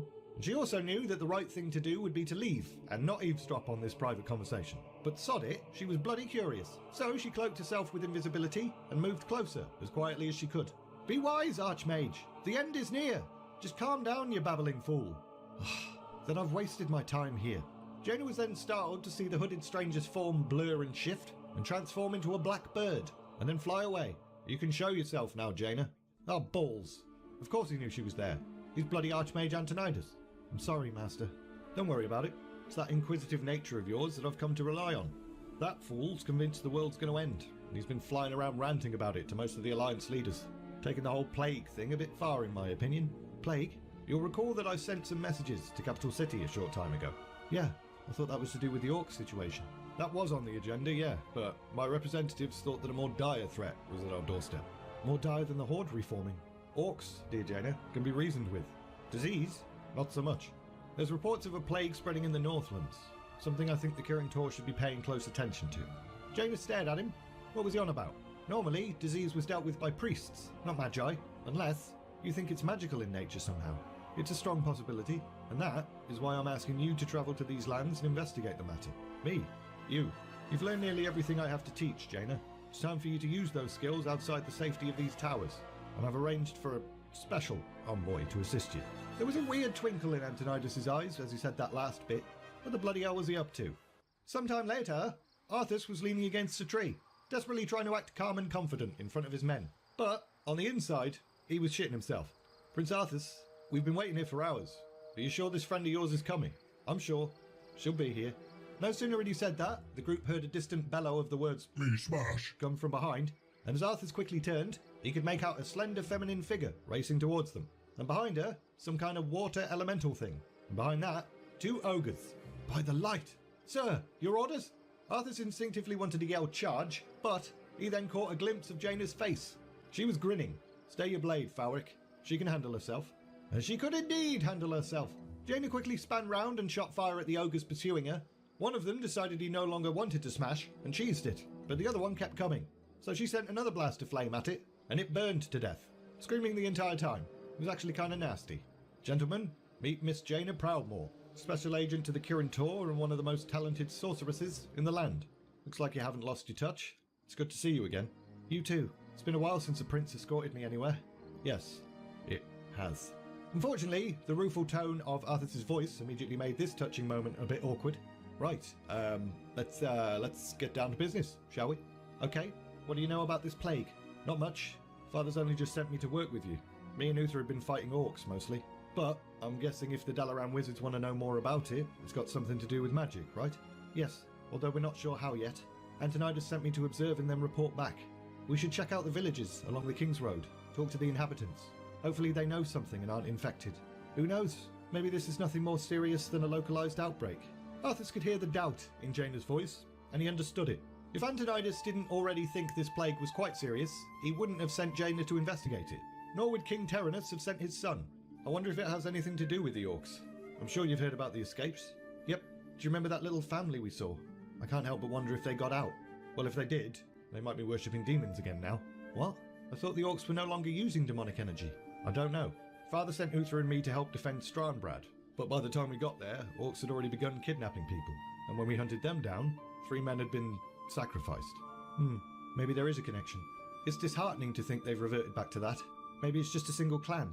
Maybe. Maybe not. We can't afford to take risks. If we're attacked, my men have orders to kill them all. Now, there was a reason for Arthas's sort of callousness towards orcs, and it was mostly due to the fact that he'd been at war with them for the past few years. The prince began to think back to a particular low point during their campaign. Uther had sent 2 men with an offer of surrender to Thrall, and the response they received back from that offer were 2 riderless horses, and that had made Arthas ever so slightly furious. Let's get in there and destroy the beasts. Remember, Arthas, vengeance cannot be a part of what we must do. We are paladins, not some kind of elven edgy boy class that doesn't exist yet. Arthas could see the wisdom in Uther's words, but he still felt like he'd failed the men that had been on those horses. But a gentle hand on his arm called Arthas back to the present, and Arthas, out of old habit, placed his hand over Jaina's. She started to pull away, but then gave him a slightly strained smile. It's really great to see you again, Jaina. You too, Your Highness. You too. After travelling for a while, the group made camp before dusk in a small clearing close to the road. They then shared a meal and some wine by the fire, and it was great. Real morale boosting. Made it feel like they were all comrades enjoying the evening rather than a battle-ready unit investigating a deadly plague. Afterwards, Jaina sat a little bit away from the group, so Arthas walked up to offer her more wine, and then sat down next to her and looked up to the stars. What do you think we're going to find? Not sure. I'm intrigued by what you said about the demons, though. Yeah, maybe we should have invited a priest along with us. Well, you're a paladin, Arthas. The light works through you, plus you swing a weapon better than any priest I've ever seen. Arthas smirked at that. Was she talking about his penis? But as he reached a hand out towards Jaina, she sighed and got to her feet. It's late. I don't know about you, but I'm exhausted. I'll see you in the morning. Well, he definitely misread that. She wasn't talking about his penis at all. Arthas headed over to his own tent and tried to get some sleep, but couldn't. He just tossed and turned in his bedroll, until finally, the impulsive part of him decided he needed to do something. Jaina, wake up. Arthas, is something wrong? You up for a little adventure? What sort of adventure? Trust me, I always have, Arthas. This time, instead of sneaking off to look at orcs and stuff, the two just had a chat instead. Which isn't really that much of an adventure, but what if? Jaina, I think there was a reason we were brought together again.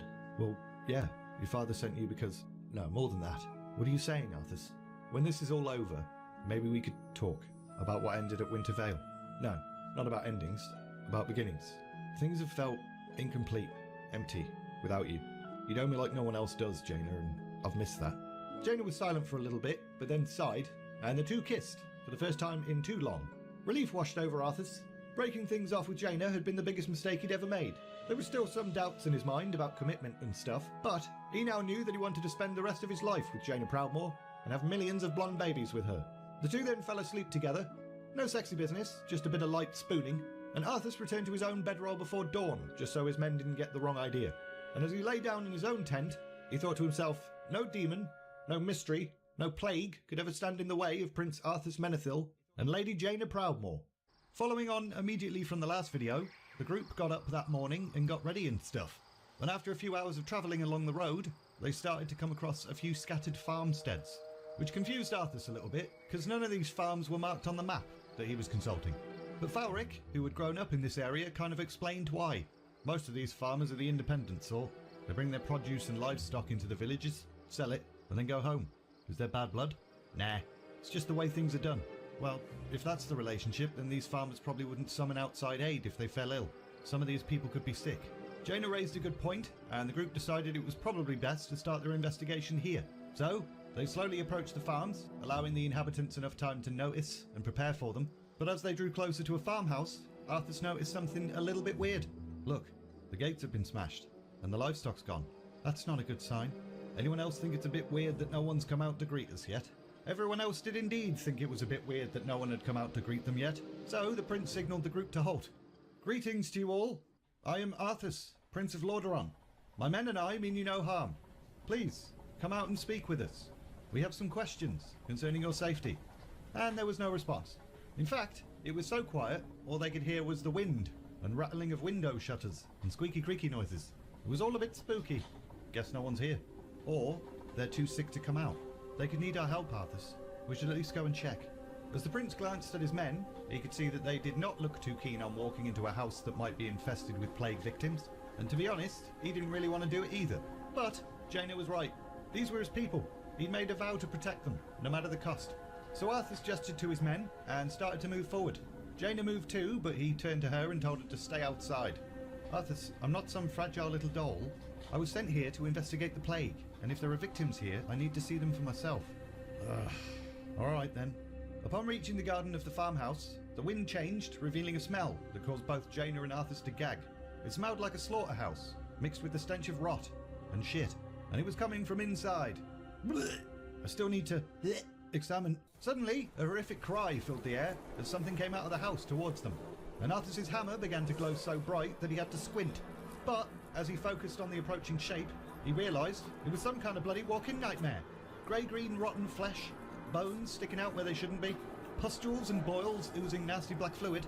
Arthas was so shocked at the sight of it that he barely had time to swing his hammer before the thing tried to jab him with a pitchfork. But he managed to defend himself, and although it seemed to do the trick, there were now more of the damn things coming out of the farmhouse. The rest of the men drew their swords, whilst Jaina immediately started hurtling fireballs. It was chaos. At one point, one of the walking corpses stumbled back inside the house, and because it was currently on fire from Jaina's attack, Arthas came up with a brilliant idea. That's it. Jaina, burn the farmhouse. Burn it to the ground. So she did. A huge fireball exploded into the house, taking several of the animated corpses down, and the group then focused on slaughtering the rest. And then there was silence. What the hell? They're called undead. Like preservers. I thought things like this were just bullshit to scare children. Now they're real enough. I've just never seen one. Never expected to. Arthas noticed his men were now eagerly listening to Jaina, hoping for some explanation of what the balls was happening. And he couldn't help but suddenly feel extremely grateful for all the times Jaina had been like, "No, Arthas, I won't hang out with you today. I need to study." The animation of corpses is not unheard of. It would take a pretty powerful necromancer though. Arthas, a moment? Arthas and Jaina then stepped away from the rest of the group for a little private chat. I know what you're going to say, Jaina. You were sent here to find out if this plague's magical in nature, and it's starting to look like it is. Jaina didn't say anything but nodded, and Arthas glanced back over to his men, who had started to clean themselves off and compose themselves a little bit. We haven't even hit the main villages yet. I have a feeling we're going to see more of these undead. I have a feeling you're right. A short time later, the group had departed the cluster of farmsteads and were travelling along the road again. But Jaina suddenly drew up her horse and paused. What are you looking at? Jaina then pointed, so Arthas followed her gaze, and all he could see was a grain silo, standing alone on a hill. The granary? No, the land around it. Jaina then dismounted and headed up the hill, and then started to examine the soil. The dirt was dry, and the grass was dead, and yet several yards away from the silo, the grass was green and healthy. What could have caused this? Not sure. Reminds me of the Dark Portal and the Blasted Lands. When the portal opened, demonic energies from Draenor spilled through into Azeroth, and the land around the portal died. Yeah, I remember. Jaina, could the grain itself be plague, carrying this demonic energy? Let's hope not. Look at those crates. That's the seal of Anderhall, the main distribution centre for the northern boroughs. If this grain carries the plague, there's no telling how many villages might be infected. Arthas couldn't help but notice that Jaina's voice was starting to sound strained and tired, and as he looked at her, he saw that she'd gone real pale and looked awful. Fear suddenly shot through him, so he grabbed her hand, closed his eyes and murmured a prayer, and as the light filled him and then spread from his hands to hers, Jaina slowly realised what Arthas was doing and why he was doing it. He just saved her life. Everyone needs to wear gloves, now. No exceptions. Luckily, the rest of the men were in full armour, so most of them already had gauntlets on anyway. But at least they'd learned something else about this plague now, even if it had almost killed Jaina. The mission itself seemed pretty clear now. The priority was to find granaries and destroy them. And that mission was helped further the following day, when the group came across a couple of Kelderai priests, who had also begun to sense the wrongness that was creeping through the land. They pointed the group in the direction of a warehouse at the far end of the village they were approaching, and as the group travelled through that village, they came across some dwarves, who were currently firing mortars towards a horde of undead. We could use your help. There's a warehouse at the end of town that needs destroying. We're a bit busy, mate, in case you hadn't noticed. What's in the warehouse is killing these people. Ah, sod it. Lads, we're to help this bonny boy's troops. By the way, who exactly are you, bonny boy? I'm Prince Arthas Menethil, and you are? Ah, Dargle, at your service. My apologies, your highness. Arthas wasn't too bothered about the dwarf's impudence. It actually made him smile a little bit that this dwarf had absolutely no idea who he was talking to. Plus, the prince was kind of grateful that they'd now built up their numbers into a small army to fight their way through the village. And as they fought their way through, the initial shock and horror was fading, making it a lot easier to fight these monstrosities. Arthas, look! Arthas went ahead and looked at where Jaina was pointing, and saw a group of humans, clad in black, and waving their arms about. And they seemed to be directing the undead. Over there! Target them! The dwarves quickly spun their cannons around, whilst Arthas's men charged towards the living peeps in black robes, and Arthas started to feel a bit smug about their inevitable victory. But, as soon as they came under fire directly, the mysterious group of magi ceased their activities, huddled together, and began casting something else. Something even Arthas recognised as a portal. Don't let them escape! However, turned out they weren't trying to escape. They were calling upon more reinforcements. Scores more undead appeared out of nowhere, as well as some huge pale creature that had way more limbs than it should have. Looked like something that had been sewn together from different corpses. 'Twas an abomination! Arthas immediately charged towards it, and some of his men did the same. The creature was slow, and obviously a dumbass, so they brought it down soon enough. Unfortunately, during that little distraction, the group of magi decided maybe they would cheese it, after all. Summoned another portal and disappeared. Damn it! Jaina approached Arthas and put her hand on his arm, but he was furious. He wasn't in the mood for soft touches and comforting words. Destroy that warehouse, now! Aye, your highness. Let's go, lads. The dwarves surged forward, rolling their cannons within range, and then boom! The granary crumbled to the ground, and that made Arthas feel a little bit better. Jaina, burn what's left of it. She was already in the process of doing that before he'd even finished barking orders at her. Both the humans and dwarves then stood side by side, triumphantly, as the remnants of the granary burned to ash. Arthas didn't join them though. He walked away a short distance, and Jaina then joined him soon after. The magi, dressed in black. Necromancers. Magi who dabble in dark magic. Obviously they and whomever they serve are behind this plague. Demonic energy might still be involved, but I don't know. None of this makes any sense. I want them. I want their leader. I want the bastard who's deliberately slaughtering my people. In that moment, Arthas recalled the crates that they had seen earlier at the silo. And a hall. It was the only lead they had, so they might as well go there next. Arthas was fully aware that he was pushing his men too hard, and he could see that Jaina was exhausted too, which made him feel a little bit guilty. But time was cookies. They couldn't afford to stop and rest. They needed to find out what was going on, and then stop it. And Arthas wasn't going to give up. They just needed to get to Anderhall, and then surely this mystery would start to unravel. But as the group approached the gates to Anderhall, they saw black smoke billowing into the sky. And for a second, Arthas almost felt relieved. If the town had burned, maybe the grain was destroyed as well. But he quickly realised that was a horrible thing to be happy about, buried the thought, and then raced forward through the city gates. The buildings were indeed burning, and the thick black smoke was kind of unbearable. He couldn't see any villagers, plus no sign of any undead either, so that was cool. But a voice then arose out of nowhere. I believe you have come looking for me, children. The wind suddenly shifted, causing the smoke to change direction, and as visibility improved, Arthas could see a figure standing right next to him. Sup, bruh? Arthas immediately felt like this person was likely the leader of the necromancers, mainly because the guy was smirking like a real smug, confident twat, and because he then basically confirmed it by saying, I am the leader of the necromancers. My name is Kel'Thuzad. I've come with a warning. Leave this matter alone. Your curiosity will be the death of you. I thought this magic taint felt familiar.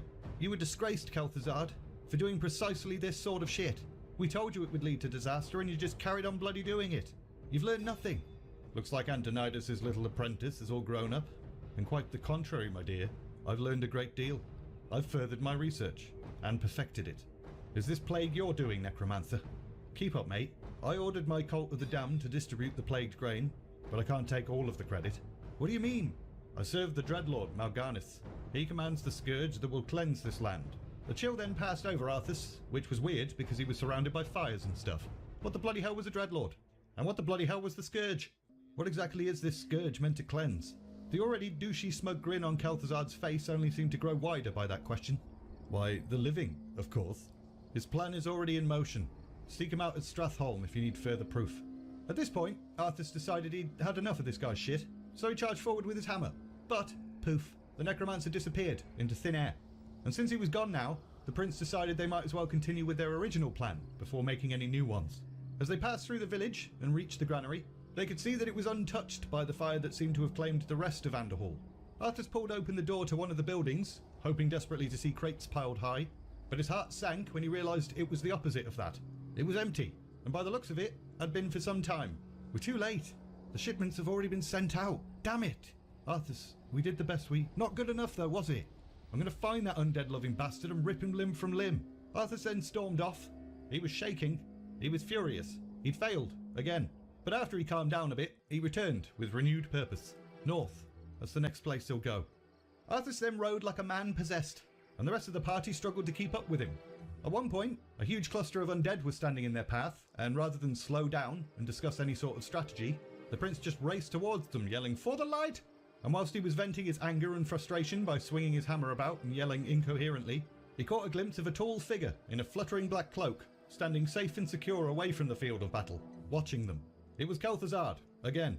Whilst Jaina cleared passage with fireball after fireball, and Arthas's men hacked away with their swords, Arthas rushed to put an end to the man responsible for all of this. And as he reached him, he let out a bellow of raw fury, swung his hammer and smashed Kel'Thuzad right in the knees. And the rest of his men soon joined, just kind of kicking the shit out of the necromancer on the floor and venting their own grief and outrage. Naive fool, my death will make little difference in the long run. The scourging of this land begins. Gah. And then he was dead. Kel'Thuzad's body decomposed immediately, and it was gross. But Arthas just stared, a little bit horrified, but also a little bit delighted. Why did he decompose so quickly? It is believed that if necromancers are not perfectly precise in their magic, when they're killed, they're subject to that. Arthas then turned to address everyone in the group. We need to ride to Hearthglen. They need to be warned about the grain, if we're not too late already. The death of Kel'Thuzad did not seem to mellow Arthas at all. He was so desperate to not fail again that he even asked the group to continue through the night without stopping. But it soon proved too much for Jaina. After about 4 hours of running on empty, she fell unconscious and nearly fell off her horse. It took several minutes before Arthas realised Jaina was not riding alongside the group anymore, but once he did, he called everyone to halt and cantered back to her. I'm sorry, Arthas. I know you wanted to make good time, and so do I, but I'm just so tired. Can we stop for a little while? How long do you think you'll need? What Jaina wanted to say was a couple of days, but what she actually said was just long enough to eat something and rest. Arthas nodded, and as she reached into a pack for some cheese, Arthas paced backwards and forwards, impatiently, before sitting down beside her. And as Jaina took a bite of her cheese, she looked at Arthas, analysing his profile in the starlight. One thing she'd always loved about him was how accessible and human and emotional he was in front of her. But recently, filled with other kinds of powerful emotions, he felt like a knob. She reached a hand out to touch his face, and Arthas kind of flinched, as if he'd completely forgotten she was there. And then he smiled thinly at her and asked her if she was done. Jaina had literally only taken one bite of her cheese. No, I'm worried about you, about what this is doing to you. Doing to me. What about what it's doing to the villagers? I have to stop it, Jaina, I have to. Of course we do, and I'll do everything I can to help, but I've just never seen you hate anything like this. Do you want me to love necromancers or something? Arthas, don't twist my words. You're a paladin, a healer as much as a warrior, and yet all I see in you at the moment is this desire to fight. You're starting to sound like Uther. Jaina didn't reply to that. She just took another bite of her cheese. I just want innocent people to stop dying, Jaina, that's all. I'll admit, I'm not a big fan of not being able to make that happen, but once this is over, everything will be fine again, I promise. Arthas then smiled at her, and for a moment, Jaina could see the old Arthas in his face for the first time in a while. Are you done now? 2 bites. He'd let her have 2 bites of cheese. When they finally reached Hearthglen, they came across several men and dwarves armed with rifles. Weirdly, as well as the smell of gunpowder in the air, there was a pleasant, slightly sweet scent of baking bread. Hold your fire. I am Prince Arthas. What's going on? Why are you all so armed? Sir, you won't believe what's been going on here. Try me. The militia then explained what had been happening. And it wasn't a surprise at all. The dead were rising and attacking. But what concerned Arthas was when they mentioned there was a vast army of these undead attackers. This group of dwarves and men would be capable of handling a small skirmish, but not a whole army of the buggers. So, the prince made a tactical decision. Jaina, I'll stay here and protect the village. Go as quickly as you can and tell Lord Uther what is happening. But go, Jaina. So she did. She created a portal and then stepped through it.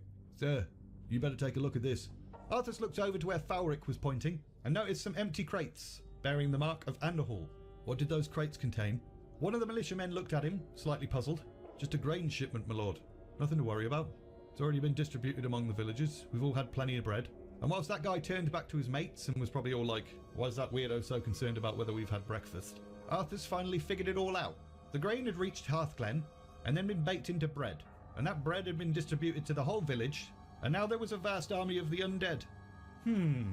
This plague was never meant to simply kill people, so that necromancers could cast their dark magic and cause the dead to rise.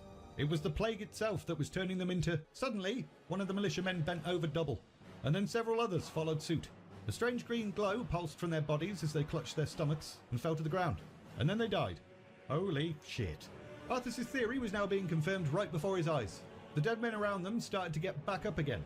These men who, up until a few seconds ago, had been allies. And now the prince and his soldiers were going to have to hack them to pieces. And things went from bad to worse when that vast army of undead that these men had mentioned appeared on the horizon as well. There were buttloads of them. Skeletons, fresh corpses, abominations. Arthas could sense the panic and fear in his own men, so he raised his hammer to the air, and as it glowed brightly, he yelled out, "Hold your ground! We are the chosen of the light! We shall not fall!" Meanwhile, upon reaching the other side of her portal, Jaina collapsed from exhaustion and a lack of cheese. Jaina, child, what is it? Uther, Arthas, Hearthglen, necromancers, Kel'Thuzad, raising the dead. Antonidas' eyes widened. Beg your pardon? Arthas and his men are fighting in Hearthglen alone. He needs reinforcements immediately. Uther is at the palace. I'll send several magi right away to open portals for as many men as he needs to bring. You did well, my dear. I'm proud of you. Now go get some rest. No, I have to be with him. I'll be all right. Let's go. Back with Arthas, and he had absolutely no idea how long he'd been fighting. He'd been swinging his hammer non-stop. His arms were shaking from the strain. His lungs felt like they were on fire. It was only the power of the light that had kept him going. And although the undead seemed weakened by the light's power, that seemed to be their only weakness. And they just kept bloody coming. Wave after wave after wave. And it was starting to look like this was it. But, as the prince lifted his weary arms for yet another hammer blow, he heard a voice that he recognised. For Lordaeron! For the king! Finally! Reinforcements! Everyone rallied at Uther the Lightbringer's impassioned shout, and after quite a bit more fighting, the Battle of Hearthglen was won. Uther then walked up to his student and clapped him on the shoulder. I'm surprised you held it together as long as you did, lad. If I hadn't arrived just then, I did the best I could, Uther. If I had a legion of knights riding at my back, I was paying you a compliment, Arthas. Now is not the time to be choking on pride. From what Jane has told me, what we faced here is just the beginning. Then we should strike at their leader, something called a Dreadlord. His name is Mal'Ganis, and he's in Stratholme, Uther, the very place where you were made a Paladin of the Light. Feel free to tag along, I'm going, with or without you. And before Uther or Jaina could protest, Arthas jumped on his mount, kicked hard, and off he went. And Jaina was particularly stunned by this. He'd just buggered off. Without his men. Without her. He's feeling the weight of the crown for the first time. This is all part of it, my lady. Part of learning how to rule wisely and well. I watched Terenas struggle with the same thing when he was young. Sometimes the only decision is which is the lesser evil. Sometimes there's no way to fix everything. Arthas is learning that. Once I get the men ready for a long march, we'll be on his trail. You should rest up too. No, he shouldn't be alone. Lady Proudmoore, if I may, it might be good to let him clear his head. Follow him if you must, but just give him a little time to think. So, Jaina mounted up and cast an invisibility spell on herself, and then off she went, to follow Arthas, but also give him time to think. She didn't dare follow him too closely. She was invisible, but not silent. She could see him kicking his horse angrily, angry that it couldn't go faster, angry that it wasn't invincible, angry that he hadn't figured out what was going on sooner. And Arthas himself was deep in thought about how his father would have fared in this situation.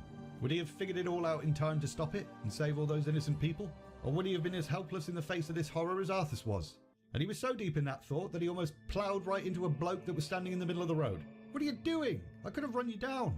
You would not have harmed me, and I require your attention. I spoke to your father. He wouldn't listen. So now I speak to you. I don't have time for this.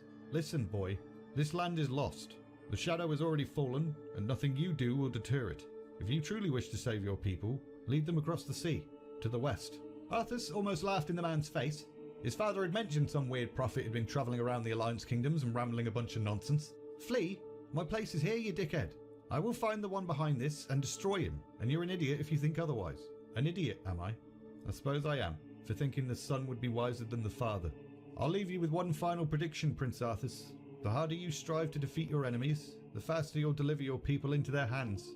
Before Arthas could respond with a whole bunch of profanity, the stranger shape-shifted, transformed into a bird, and flew away. And then Jaina appeared out of nowhere. Sorry for concealing myself, Arthas. I just wanted to... Don't say it. As soon as Arthas turned to look at Jaina, he instantly regretted snapping at her. But she shouldn't have been spying on him. The bitch. He came to Antonidas too. I sense a tremendous power in him, Arthas. This plague of the undead. Nothing like this has ever happened before. It's not just another battle. Maybe he's right. Or maybe he's some ally of this Mal'Ganis jerk. Or maybe he's just a crazy homeless person. I'm not going to abandon my homeland, Jaina. Not for shit. Let's just go. The two of them then rode for a moment before Jaina broke the awkward silence. Uther will be following. He just needs some extra time to prepare the men. But Arthas just continued to stare straight ahead. Arthas, you shouldn't... I am sick of people telling me what I should and shouldn't do. What's going on here is beyond horrible, Jaina. And I'm doing everything I possibly can. So if you're not going to support my decisions, then maybe you don't belong here. Once again, the prince regretted chastising Jaina immediately after doing it. So he grabbed hold of her hand as they rode side by side. I shouldn't have spoken to you like that, I'm sorry. I'm glad you're here. I'm always glad you're here. He then kissed her hand, and she smiled at him. However, as they rode for the rest of the day, they didn't really speak much at all. Not until the sun started to go down and they made camp.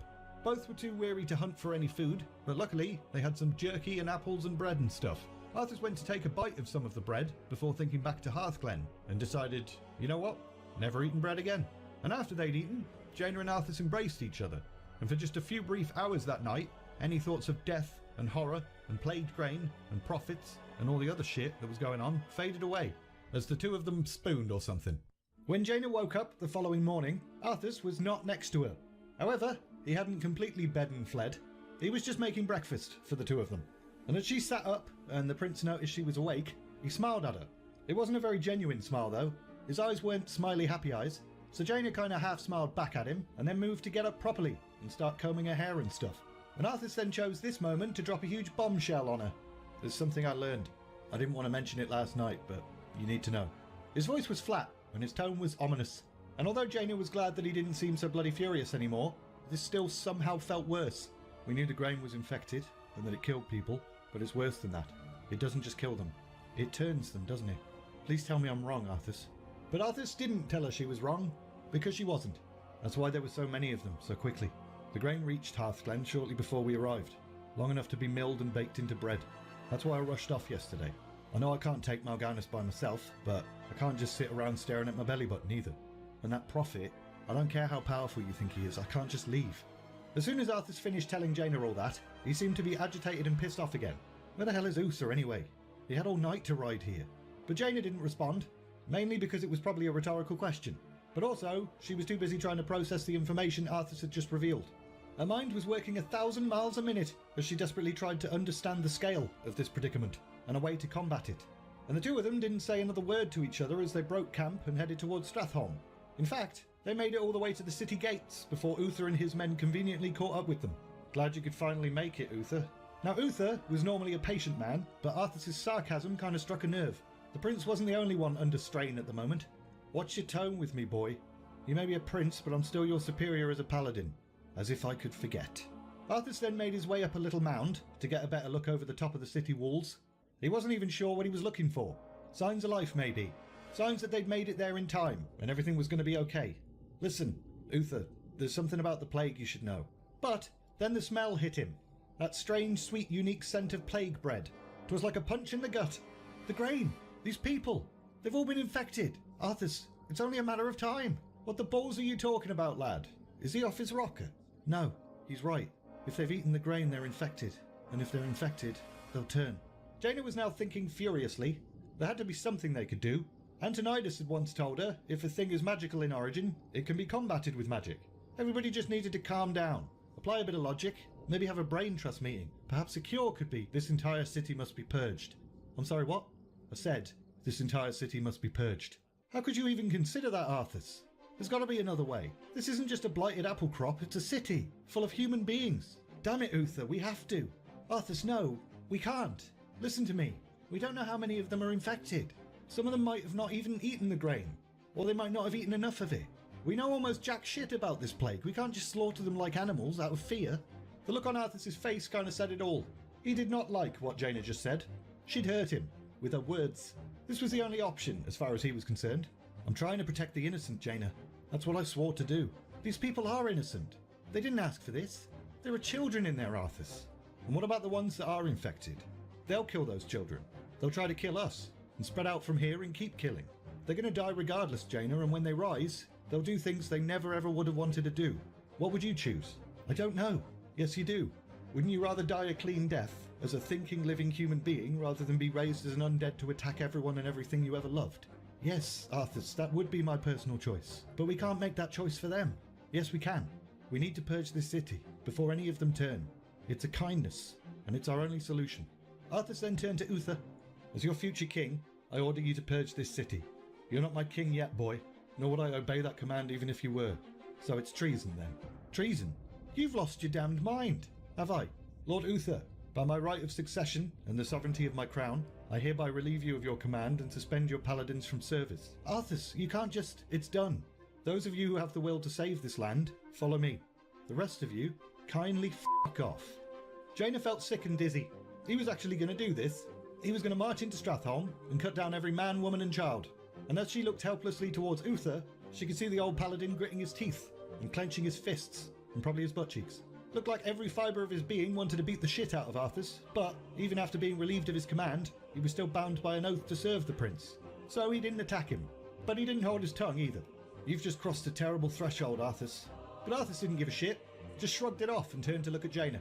And for a moment, as his eyes searched hers, she could see the fear and insecurity in him. I'm sorry, Arthas. I can't watch you do this.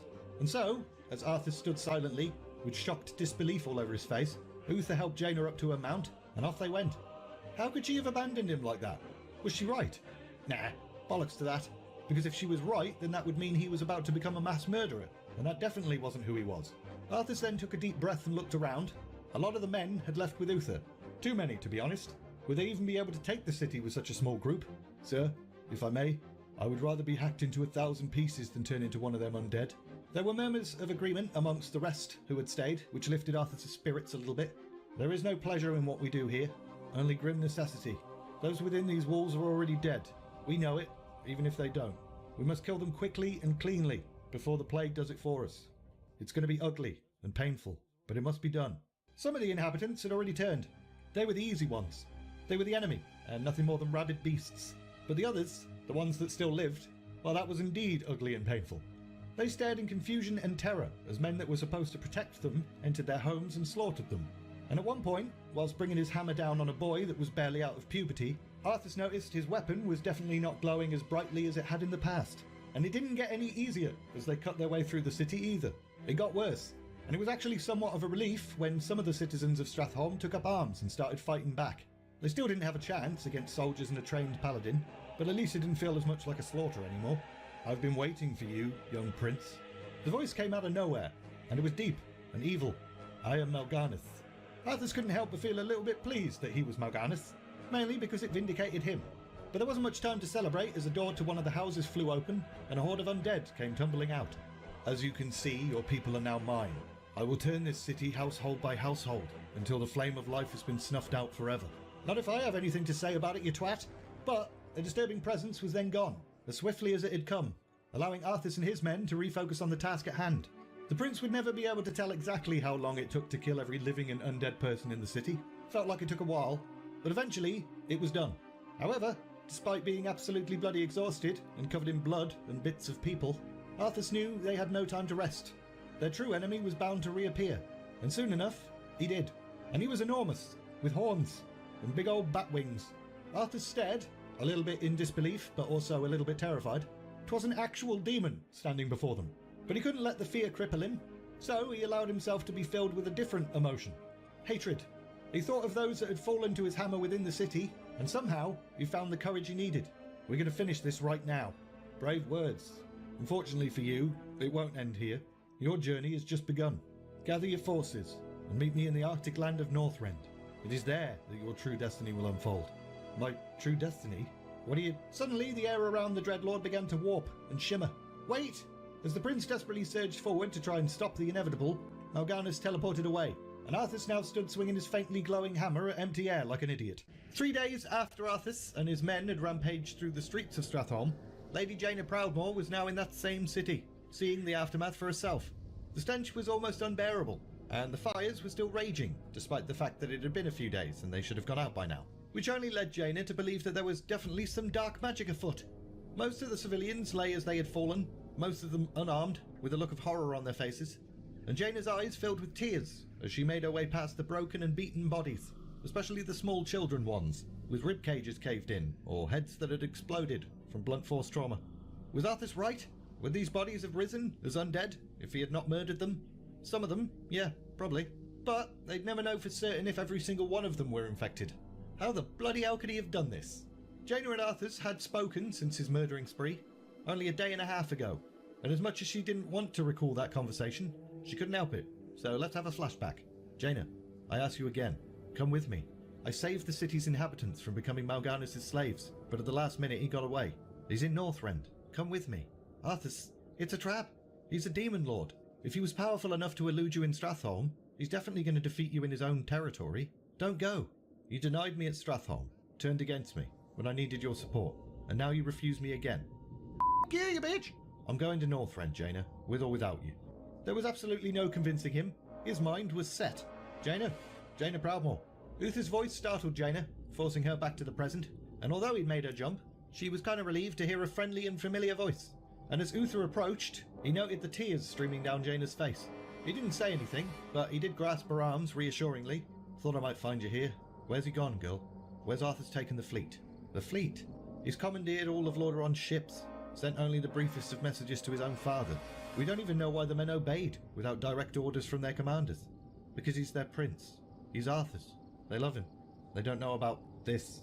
Uther then looked around and nodded. There was a look of pain flickering in his eyes. Aye, he's always been good to the men who serve him. But, Jaina, do you know where he might have taken them? I told him it sounded like a trap. I begged him not to go. Where? Northrend. He's gone to Northrend to hunt Mal'Ganis. Damn that boy. I must inform the king. I tried to stop him. I failed. Don't be too hard on yourself. I failed. Maybe I could have done something else. Said something else. But that moment's in the past, and my choices cannot be undone. You and I need to look to the future now, Jaina. We had nothing to do with this slaughter. Thank you for telling me where he's going. I feel like I've betrayed him again. You may have saved him, Jaina, and all the men that are in ignorance to what he's become. What he's become? He's still Arthas, Uther. Yeah, but he made a dreadful choice. One I'm not sure he can come back from. Just come away from this place, Jaina. No, not yet. I'm not ready. Alright then, right be with you. Jaina then gave Uther the biggest smile she could muster and watched as he strode off. Arthas was definitely going to view this as yet another betrayal from her, but if Uther was right, and this would save Arthas' life, she could live with that. Jaina then continued to do what she'd come to Stratholme to do in the first place. Make sure that she understood the depth of what had happened in this city, and make sure she never forgot the true horror of it. What happened here should never become just another footnote in the history books. But soon after Uther had departed, a raven appeared, and although it was probably going to start picking at the bodies, which was deeply offensive, Jaina decided not to shoo it away. It was only doing what its nature told it to, except it wasn't, because its shape then began to shift, and it transformed into a bloke. You. The dead in this land might lie still for the time being, but don't be fooled. Your prince is only going to find death in the cold north. Arthas is only doing what he believes to be right. Yeah, and as great as that is, he's still wrong. It falls to you now, young sorceress. Me. Antonidas dismissed me. Tyrannus and Arthas as well. Both rulers of men and masters of magic have decided to remain blissfully ignorant. But I think you might be different. Lead your people west to the ancient lands of Kalimdor. Only there can you combat the shadow and save this world from the flame. I will do as you say, but it will take time to gather them all, make them believe me. I wouldn't take too long, to be honest. There's not a lot of time left, but I have to try. Yeah, whatever. Do what you want. Just don't take too long. The hourglass empties swiftly, and delay could be deadly. Jaina nodded, but she was pretty overwhelmed. There were so many people she was going to need to talk to, but specifically, she needed to go and speak to Antonidas as soon as possible. He may not have listened to this weird prophet guy, but surely he'd listen to her. The prophet's form shifted back into a raven again, and his wings kind of slapped Jaina in the face as he flew past. And although it was weird that he'd done that, it was even weirder that the lingering smell of the raven was not that of worms or smoke or death. It smelled of hope, whatever hope smells like. Northrend, Daggercap Bay, to be precise. Seemed like a good choice to make harbour and camp there due to it being surrounded by natural defences like cliffs and trees and an ocean and stuff. And Arthas couldn't help but feel surprised by how pleasant the place was. It certainly didn't seem like the home of a dreadlord. As the prince absorbed his surroundings, making a mental note of anything and everything he could see, one of the ship's captains walked up, like, "This is a light forsaken land, innit? You can barely see the sun, and this wind's bloody bitter, yet you're not even shaking, my lord." Arthas looked down and realised the captain was right. He could feel the cold, but whereas the rest of the sailors seemed to be shivering their balls off, he wasn't trembling at all. "Are you alright? Captain, are all my forces accounted for?" Arthas wasn't going to answer that stupid question. Of course he wasn't alright. Nearly. There were only a few ships that... Very well. First priority, set up a base camp. There's no telling what awaits us out there in the shadows. So, set up a base camp they did. Even Arthas helped, as the men he commanded gathered resources and built shelters and stuff. He was hoping it would prove a decent distraction from the fact that he missed Jaina, but it wasn't working. As they struggled to light fires, he couldn't help but think that Jaina would have lit them pretty easily. But she'd failed him when he needed her most. He wasn't going to waste his affection on people that would just let him down. So sodder. Arthur stayed awake until the early hours of the morning, looking at the incomplete maps that he'd been able to gather before venturing to this forgotten continent. However, tiredness eventually got the better of him, and he passed out. And then he was dreaming. And his dream was a little bit nice, but also a little bit not so nice. He was young again, and he was riding atop the horse he'd loved since he was 9. But Arthas could feel the horror descend upon him as his young self urged Invincible to make the fatal jump. He knew it was a dream, but that didn't make reliving this moment any less painful, nor reliving the moment he drew his sword and stabbed his devoted friend through the heart. Only this time, something was different. The sword he drew was not the same sword. This one was two-handed and covered in runes. And as he withdrew this huge sword from Invincible's body, the horse didn't die. It leapt to its feet, completely healed, but also glowing or something. Arthas bolted upright, waking from his slightly lovely but also slightly scary dream, and he was absolutely convinced that there was something more to that dream. 'Twas some kind of omen. The following morning, Arthas was the first to get up and get ready and stuff. He was eager to get started. Mal'Ganis was here. He knew it. They just needed to find him. But on that first day, they found nothing, except a few pockets of undead. And as the days passed, and they still didn't find anything, Arthas' enthusiasm started to dwindle a little bit. On the one hand, Arthas knew that Northrend was a big place, and they'd barely explored any of it. But there was one thing that was giving him cause to doubt himself. It was Mal'Ganis that had told him to go to Northrend in the first place. Maybe he was lying. Nah, Mal'Ganis was arrogant.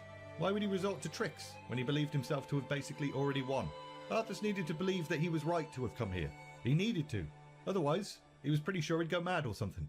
But it still took a few weeks before Arthas found anything that offered any hope. Scouts had come back advising Arthas' army to change direction, due to them marching towards a large cluster of undead. However, they still ended up running into that large cluster, only to find the undead had been attacked and killed. And before Arthas could even process what was happening, he and his men suddenly found themselves under fire. "Take cover! You're not undead! You're alive!" Arthas immediately recognised the terrible attempt at a Scottish accent. "Muradin, is that you?" "Arthas, lad. Never imagined it'd be you that came to our rescue." "Rescue? Gotta be honest, mate. Didn't even know you were here. I came to Northrend to..." Arthas cut himself off before finishing that sentence. He wasn't entirely sure how the dwarf would react to the truth. "Actually, that can wait. Come, old friend. We've set up camp not far from here. Looks like you and your men could use a hot meal. Do you have ale?" There was an air of celebration as Arthas, Muradin and his second-in-command, Baelgoon, marched into camp. And for a short while, everybody forgot just how bloody cold it was in Northrend. Arthas waited for Muradin and his men to be taken care of, but once they were, he beckoned Muradin to join him for a private chat. "So, what were you doing here anyway?"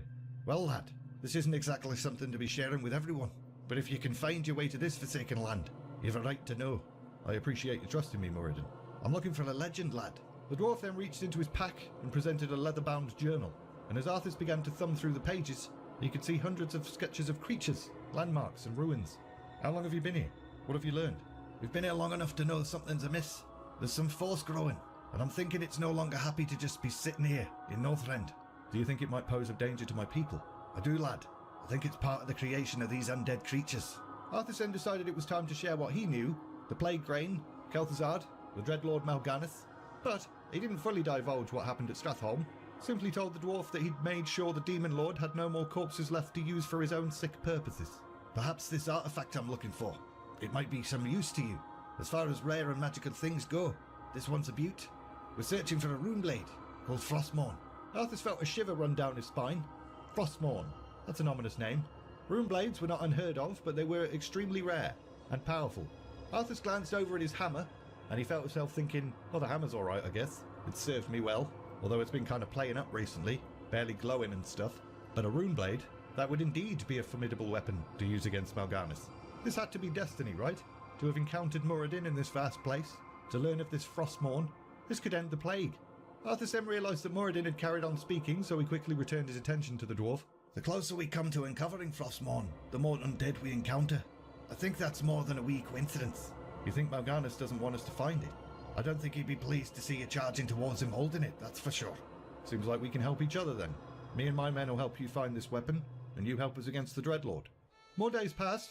Arthas and Muradin compared notes in preparation of their double quest, and eventually they concluded the best course of action would be to press inward, whilst the fleet headed northward to establish a new camp. And as the ground forces made their journey, they found themselves fighting against all sorts of weird shit. But Arthas wasn't getting any closer to finishing his mission. Mal'Ganis was still nowhere to be found, and Muradin's quest wasn't really bearing much fruit either.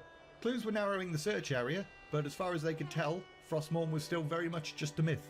And this went on for a while, until one day, after another wasteful search, a very irritated Arthas returned to camp.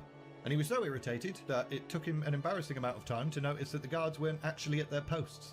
What the balls was going on? There were no bodies, no blood or signs of a struggle, so both he and Muradin advanced cautiously to investigate further.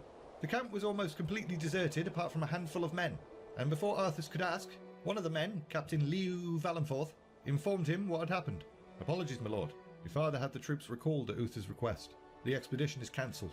My father recalled my troops because Uther told him to. Arthas could feel a vein throbbing in his forehead. Aye, sir. We were waiting for you, but the emissary was quite insistent. All the men have headed northwest to meet up with the fleet. Fantastic.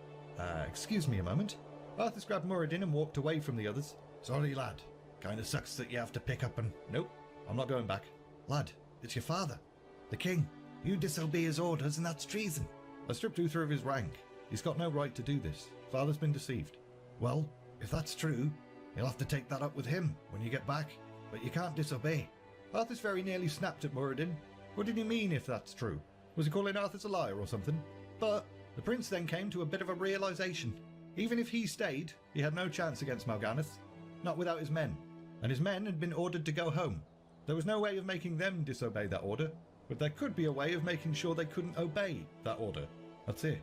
We'll simply deny them the way to get home. You what, mate? A few hours later, Arthas now stood on the forgotten shore, watching as his entire fleet of ships burned. It had all been too easy.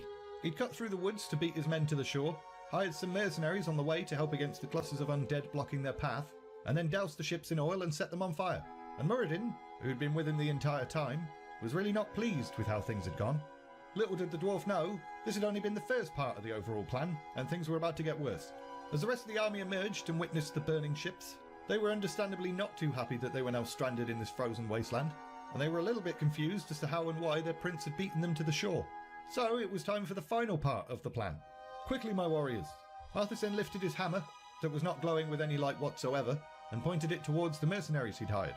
These murderous scum have burned our ships and robbed you of your way home. Slay them all, in the name of Lordaeron. Arthas could hear some very heavy and short-strided stomps approaching his tent, and knew it was going to be Muradin bursting through the flap. And sure enough, it was. You lied to your men and betrayed those mercenaries. I did what was necessary. Arthas half expected his old trainer to punch him, but instead, the anger seemed to just bleed away from the dwarf's face. Is vengeance all that's important to you? Oh, shut up, you little snowflake. You weren't there, Muradin. You didn't see what Mal'Ganis did to innocent men, women and children. Aye, but I've heard what you did. Some of your men are a wee bit free with their tongues when the ales loosened them. You're right, I wasn't there. Thank the light. Suddenly, mortar fire and cries of alarm interrupted wherever that conversation was going, and both Muradin and Arthas head out to see what all the fuss was about. The men were all scrambling for weapons. Falric was barking orders to the human forces, whilst Baelgoon was organising the dwarves. The Dark Lord said you would come. Arthas couldn't help but feel a little bit excited by the sound of Mal'Ganis' voice. This is where your journey ends, boy. Muradin scratched his beard and looked around like a crazy person. This looks bad. We're surrounded. We could have done it. With Frostmourne, we could have defeated him. Well, lad, I've been having me doubts. about the sword, and to speak truly about you as well. Wait, are you telling me you figured out how to find it? Look, Muradin, whatever your doubts were, you can't possibly have them now. If you know where it is, then take me to it. Help me claim Frostmourne. Oh, I have a bad feeling about this. But I promised I'd see this through. Go gather your men, and I'll find you that rune blade. Arthas clapped the dwarf on the shoulder. This was the moment he'd been waiting for. Captain Falric, sir, we're utterly surrounded. We can hold out for a while, but eventually they're going to wear us down. I know, Captain. Me and Muradin are going to find Frostmourne. Once we have it, victory will be certain. Can you buy us time? Aye, Your Highness. We'll hold these undead bastards off. And so, Arthas, Muradin, and a handful of men set off. Muradin, who was armed with a map and a strange glowing object, did not look happy about it, but he barked out directions and led the way. The snowy terrain made it impossible to see more than a few feet ahead, so Arthas was basically on autopilot, following every move the dwarf made, and his mind was consumed with thoughts of their salvation. Frostmourne. Hopefully they could reach it before his men back at the camp fell to the undead and their demonic master. There, lad. It's inside there. They were stood outside the mouth of a cavern, and it was dark and spooky, but there was some kind of blue-green illumination coming from inside. Come on, lad. We must proceed with caution. Arthas was growing increasingly impatient, but he knew Muradin was right, so the two of them very slowly and warily entered the cave. The illumination turned out to just be some weird crystals and veins of ore embedded in the rock walls, and although Arthas was grateful for the light they provided, he couldn't help but be reminded that his hammer no longer glowed with the radiant light it once had, and as he pushed that thought down, some voices arose. Turn back, mortals. You shall not pass. Lad, perhaps we should listen. Listen to what? A pathetic last effort to prevent me from saving my people? It's going to take a lot more than weird voices to do that. Arthas continued forward, and as he turned a corner, he stopped in his tracks. They'd found the owners of the weird voices, elemental spirits, and behind them, Frostmourne. The runes that ran the length of its blade were glowing. Arthas immediately recognised the sword. It was the one from his dream when he'd first arrived in Northrend, and instead of thinking that's possibly something to be concerned about, he decided it was yet another sign that this weapon was going to be great. But as he stepped towards it, one of the icy elementals drew a sword of its own. Turn away before it's too late. Still trying to protect the sword, are you? Trying to protect you from it. For a second, Arthas wasn't sure how to respond to that. It took him a little bit by surprise, but then he shook his head. This was nothing more than a trick. This whispery elemental was a bloody liar. So he charged and unleashed all of his pent-up hope, worry, fear and frustration on Frostmourne's icy protectors and beat the shit out of all of them. Behold, Muradin, our salvation. Hold, lad. What? Why? Something's not right. This has been too easy. Too easy. Took you forever to find it, and then I had to fight these things. Arthas, everything I know about artifacts is telling me there's something as fishy here as the Booty Bay docks. Hang on. There's an inscription here. Let me see if I can read this. Arthas watched as Muradin kneeled and peered at the inscription. This was a waste of precious time. Who gives a crap what the inscription said? I thought I recognised this. It's written in Kalimag, the elemental language. It's a warning. Of what? Whosoever takes up this blade shall wield power eternal. Well, that doesn't sound so bad. Just so the blade rends flesh, so must power scar the spirit. My spirit is already scarred. Arthas blurted those words out, but he meant it. His spirit had been scarred, repeatedly, throughout his life. The needless death of his beloved steed, the horror of seeing the dead rise, the betrayal from the one he loved, being forced to slaughter hundreds, needing to lie to his men. Surely one more scar won't make a difference, especially if it meant saving his people. You've enough to deal with without bringing a curse on your head. I would gladly bear any curse to save my homeland. Arthas, I'm begging you, leave it be. Forget this business and let's lead your men home. Arthas then thought about his men, and then he thought about the countless victims that had already fallen to this horrible plague. And then another image randomly popped in his head, of some huge chunk of ice, with immense power emanating from within, as well as a voice that whispered, The dead demand vengeance. Screw the men. I have a duty to the dead. Nothing shall prevent me from having my revenge, old friend. Not even you.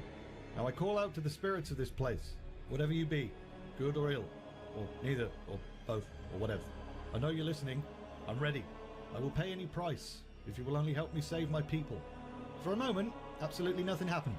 But before Muradin could breathe a sigh of relief, a sudden crack started running up the side of the ice encasing Frostmourne. And then, the icy casket exploded. Shards flew across the chamber, and as the prince dropped to his knees to avoid getting impaled, he heard his dwarven mate cry out, because he hadn't been so lucky. The impact caused Muradin to be knocked back several feet, and he now lay sprawled on the cold floor, with a spear of ice piercing his belly. Arthas jumped to his feet and quickly ran over to the injured dwarf. and whilst placing his hand on Muradin's wound and willing the light to come and heal it or something, he couldn't help but feel a little bit guilty. Was this the price he'd just offered to pay? Because he'd kind of meant his own life, not that of a friend. Tears filled his eyes, and he began to pray. And then he felt it, the light, racing through him. It was comforting and warm, and Arthas started crying even more as he realised that this meant it wasn't too late. Despite him falling so far, the light had not abandoned him. All he had to do was drink it in and open his heart to it, and Muradin wouldn't die. But something stirred at the back of his mind and drew his attention and focus elsewhere. Frostmourne. Again. The rune blade had broken free during the explosion and was now conveniently lying right next to him. And it was glorious. Hypnotisingly beautiful even. So much so, Arthas didn't notice the light drain from his hand. The whispering in the back of his mind continued, urging him forward. This was the path. It was foolish to trust in the light. The light was useless anyway. Muradin was yet another casualty of this awful war, but his sacrifice would be the last, as long as Arthas picked up that damn sword. So, the prince reached out to it and grabbed it. Cold shot through him, spreading through his entire body and into his heart, and it was extremely painful for a moment. But then suddenly, it was alright. Frostmourne was his, and he was its. And its voice was speaking and caressing his mind, and it felt lovely. Arthas lifted the weapon to the air and gazed at its wonder, feeling really proud of himself, whilst listening intently to all the secrets the sword revealed, which is probably nothing to worry about. As Arthas returned to the camp, he was pleased to see that the battle hadn't ended yet. However, the small army of humans and dwarves had dwindled a fair bit, with those that had fallen now fighting for the other side, because they were undead now. The prince then spotted Falric, whose armour was absolutely covered in blood and stuff. Prince Arthas, we've done what we could, but hang on, where's Muradin? Muradin is dead, but his death was not in vain. Take heart, Captain. The enemy will not stand long against the might of Frostmourne. And then, without warning, and much to the disbelief of his men, Arthas went ahead and charged right into the fray. Back when he'd fought with his blessed hammer, Arthas had been a force to be reckoned with. But that was nothing compared to the damage he was now dealing with Frostmourne. He was one-shotting undead fools left and right. The rune blade itself was perfectly balanced, as all things should be. And the bodies of ghouls and skeletons and zombies were piling up all around him. At one point, during his little rampage, Arthas caught a glimpse of Falric and some of the other men just kind of staring at him, with a look that was a little bit awe, but also a little bit shock and horror. What was their problem? Whatever. There was more pressing matters at hand. Mal'Ganis, show yourself. You taunted me into coming here, now stand and face me. And then boof, the Demon Lord was indeed there standing and facing him. And he was bigger than Arthas remembered, but the prince wasn't rattled by his frightening appearance this time. So, you've taken up Frostmourne at the expense of your comrades' lives, just as the Dark Lord said you would. You're stronger than I thought. You're wasting your breath, Mal'Ganis. I heed only the voice of Frostmourne now. You hear the voice of the Dark Lord. He whispers to you through the blade you wield. You what, mate? Arthas felt the blood drain from his face. His Dreadlord's master was speaking to him. Did that mean that he'd willingly walked right into a really elaborate trap, like an idiot? What does he say to you, human? What does the Dark Lord of the Dead tell you now? Mal'Ganis looked really smug about this twist. As far as he was concerned, everything was going exactly the way it should be. So he was a little bit confused when the small, weak human prince stood before him, started smirking and looking a bit smug himself. He tells me that the time for my vengeance has come. I'm sorry, what? And then Arthas charged, and as he struck at the Dreadlord again and again, two words floated about in his mind. Frostmourne hungers. Hungers for what? Whatever. Arthas hungered too, for revenge. And soon enough, he got it. The Dreadlord faltered for just a second, and was unable to deflect a deadly slash across his midsection. Dark blood spurted out, and down he went. It is finished. This part of your journey, yes, young prince. But there is so much more. So much power that could be yours. So much knowledge and control. Arthas wiped Frostmourne clean, gazed at the demon lay stiffening at his feet, and then looked all around him. Frostmourne, or this mysterious Dark Lord, was right. There was more to come. There's the rest of this chapter and then 8 more chapters afterwards. Sometime later, bells rang out in the kingdom of Lordaeron. These were usually only rang on real important occasions, like a royal wedding or the funeral of a king. But today, they were to mark the fact that Prince Arthas Menethil was returning home. He'd sent word of his triumph to the king. A courier had arrived a few days earlier with a letter that said, I would speak privately with you, father, and tell you of the things I have learned and seen. You have, I am certain, spoken with Jaina and Uther. I can imagine they've said some things. Bunch of knobs. I assure you, I have only done what I believe to be the greatest good for the citizens of Lordaeron, and in the end, I have destroyed the one who began this plague, and now I am coming home to begin a new era for our kingdom. As Arthas walked the road leading towards Capital City, he was greeted by cheers and applause.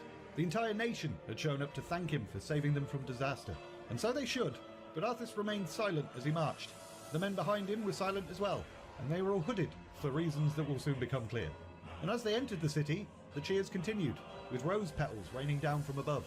The combination of the bells ringing out and the rose petals and the cheering crowds made Arthas think about Jaina for a moment. This was pretty much what their wedding day would have looked like, and the thought moved him so much that he held a hand out and caught one of the falling petals. But his brief smile quickly turned to a frown as the petal decomposed almost immediately in his hand. So he tossed the dead thing away and continued. He then pushed open the huge doors to the throne room, strode forward and kneeled before his father. "My son, I'm glad to see you safely home." As the king stood up from his throne, Arthas noted how unsteady and ill he looked. Obviously the incidents of the last several months had aged him a little bit. He looked tired, but it was all going to be all right now. He no longer needed to sacrifice for his people, no longer needed to bear the weight of his crown. Arthas had taken care of everything. Arthas then stood up and drew back his hood and moved towards his father. The king's eyes widened as he processed his only son's change in appearance. The prince's hair wasn't blonde anymore, it was bone white, and his face was all pale and shit. The prince then drew back his blade, the runes on it glowing in anticipation, but a voice popped in his head. Not of Frostmourn's, but a memory of something Varian Rin had said a lifetime ago. He was assassinated. A trusted friend managed to get him to speak to her alone, and then she killed him. Stabbed him right in the heart. However, Arthas just kind of shook his head, and the voice was silenced. "What are you doing, my son?" "Succeeding you, father." And with that, Frostmourn's hunger was sated. At least for the moment, anyway. Arthas then turned his new unquestioning subjects loose. Death Knights. That was the fate of the men who had joined him in Northrend and then returned home with him. The people of the city, who had only been cheering and celebrating like 5 minutes ago, now lay dead, with their limbs ripped off and their bodies broken. Arthas didn't give a crap if they ended up as carrion for the crows or new subjects to follow his rule. He'd leave that up to his captains, Falric and Marwyn, to decide, because he had somewhere else to be. Ever since he'd started smelling like a corpse, Arthas couldn't seem to get near a horse anymore. They'd just bolt at the sight of him. So, he basically had to walk and run everywhere. And although the power granted to him from Frostmourne prevented him from getting tired, it was still kind of a ball ache. But soon, it would no longer be an issue. Arthas reached his destination, the Balnir farmstead. His Death Knights had already been through here, so there was a slight feeling of pain as he saw the corpses of Joram and Jarim, beaten and bloodied. But he pushed those feelings down and strode towards a grave that was nearly 7 years old. With Frostmourne gripped in one hand, Arthas extended his other one. Some kind of dark light began to glow from it before leaping from his fingers into the earth below, and the prince was absolutely over the moon when he felt the energy connect with the skeleton buried there. Arise! The grave erupted and Arthas grew increasingly excited. "I saw you being born. I helped you come into this world, and I helped you leave it. And now, by my hand, you are reborn." As far as Arthas was concerned, this had all been part of his destiny. If he had not slain his steed 7 years ago, then he would not now be able to bring it back. Alive, it would have been absolutely terrified of Arthas. But undead, he and Invincible were reunited, together forever, as it was always meant to be. So once again, the prince felt vindicated. He hadn't been wrong. He's never been wrong. Every decision he's ever made has been fantastic. As Arthas rode Invincible towards Anderhall, he couldn't help but think how bloody ironic his current situation was. After the fall of Lordaeron, Arthas had gone on a bit of a rampage, moving from town to town and unleashing his new subjects on them. He'd even taken to calling his forces the Scourge, the same name that Kel'Thuzad had used. During this time, Frostmourne, or rather the voice of the Lich King, as it had revealed itself to be, had whispered some stuff. Firstly, stating the obvious, that there was no going back. Arthas had already kind of figured that out for himself. But also, the Lich King wanted Arthas to go ahead and resurrect Kel'Thuzad, the necromancer that the prince had killed in the first place. And on top of that, Arthas had been joined by one of the Lich King's sergeants, a dreadlord called Tychondrius. "I am like Mal'Garnith, yes, but I am not your enemy. I've come to congratulate you. By killing your father and delivering this land to the Scourge, you've passed your first test. The Lich King is pleased." Arthas felt two emotions upon hearing that bit of validation: exultation and pain. Yes, I've damned everyone and everything I've ever loved in his name, and I still feel no remorse, no pity, no shame. That was very much a lie. However, Arthas was aware of this lingering softness deep inside, and he was absolutely determined to kill it. And lucky for him, Tychondrius didn't notice and believed his lie anyway. "Great. That rune blade you carry. It was forged by my kind long ago. The Lich King has empowered it to steal souls. Yours was the first one it claimed." Once again, Arthas experienced a whole rollercoaster of emotions. Stolen his soul? In exchange for saving his people, though. But then, hang on, had his people even been saved? Ah, whatevs. Then I'll make do without a soul. What is the Lich King's will? Rally whatever's left of the Cult of the Damned, and then use them to recover Kel'Thuzad's remains. As Arthas reached Anderhall, he could see that the village was now nothing more than charred timbers, which made sense because it was on fire the last time he'd been here. But what didn't make sense was that the village should have been basically empty, apart from some undead stragglers. And yet, it wasn't. Arthas dismounted and had a sneaky little look-see. There were several men clad in armour, hanging about the cemetery and a small tomb. And Arthas's eyes widened as he realised that these men were paladins. God damn it, Uther. What part of "I hereby relieve you of your command and suspend your paladins from service" did you not understand? Frostmourne then whispered that it was hungry, so Arthas went ahead and charged. The paladins fought valiantly, but they all died pretty quick. Arthas! It was a voice the prince had heard before, however he couldn't quite place it. But as he turned to look, he recognised the man's face soon enough. Gavinrad. It's been a long time. Not long enough. Stand aside, brother. I've come to collect some old bones. Let me pass and I won't hurt you. You're no brother of mine. Why Uther ever vouched for you is beyond me. You've broken his heart, boy. He would have given his life for yours in a second, and this is how you repay him? I knew it was a mistake to accept a spoiled prince into our order. You've made a mockery of the Silver Hand. No, brother. When I slay your body, raise it as my servant, and then make you dance to my tune, that, Gavinrad, will be a mockery of the Silver Hand. Despite that bit of sass, Gavinrad did not rush in. Instead, he gathered himself and started praying to the light. And Arthas went ahead and allowed him to finish that prayer because it wasn't going to help him anyway. And sure enough, it didn't. Arthas basically took him down in one blow. After that, Arthas turned to some of the cultists that had just been kind of watching him this entire time rather than helping, and gestured for them to get started. Although the prince had left Kel'Thuzad's remains where he'd killed him, his acolytes had obviously cared enough to move his body to a small crypt. And once they identified which crypt it was, Arthas went ahead and opened it. Told you my death would mean little. What the? Am I hearing ghosts now? Not just hearing them, seeing them apparently. Kel'Thuzad's shape then slowly formed right before his eyes. I was right about you, Prince Arthas. But Kel'Thuzad's shape then immediately disappeared again, as Tychondrius' booming voice came out of nowhere yelling, "It took you long enough!" And Arthas wasn't quite sure if he'd actually seen Kel'Thuzad's ghost, or if he was just going ever so slightly mental. But once again, Tychondrius didn't seem to notice. These remains are badly decomposed. They'll never survive the trip to Kel'Thalas. Kel'Thalas? Yep. Only the energies of the High Elves Sunwell can bring Kel'Thuzad back to life, and with each moment he's decaying even further. You're going to need to steal a very special urn from the Paladins. Place the Necromancer's remains in it, and that should keep him protected for the journey. There was a hint of a smirk on the Dreadlord's face. He was definitely finding something about this amusing, but Arthas decided not to ask any questions. So he just shrugged, jumped on Invincible and head out to do what he was told. And after a short journey, he found what he was looking for. A funeral procession, moving slowly along the road. Several men in armour walked single file, with one man in the centre carrying the urn, which Tychondrius had spoken of. And it was at this point that Arthas understood why Tychondrius had been so amused, because the man carrying the urn was Uther. The dog returns to his vomit. I prayed you'd stay away. I see you still call yourself a paladin, even though I dissolved your order. As if you could dissolve it yourself. I answer to the light, boy. So did you, once. I did many things once, but not anymore. Your father ruled this land for 50 years, and you've ground it to dust in a matter of days. But undoing and destruction is easy, isn't it? Very dramatic, Uther. As fun as this is, I don't have time for your bullshit. I've come for the urn.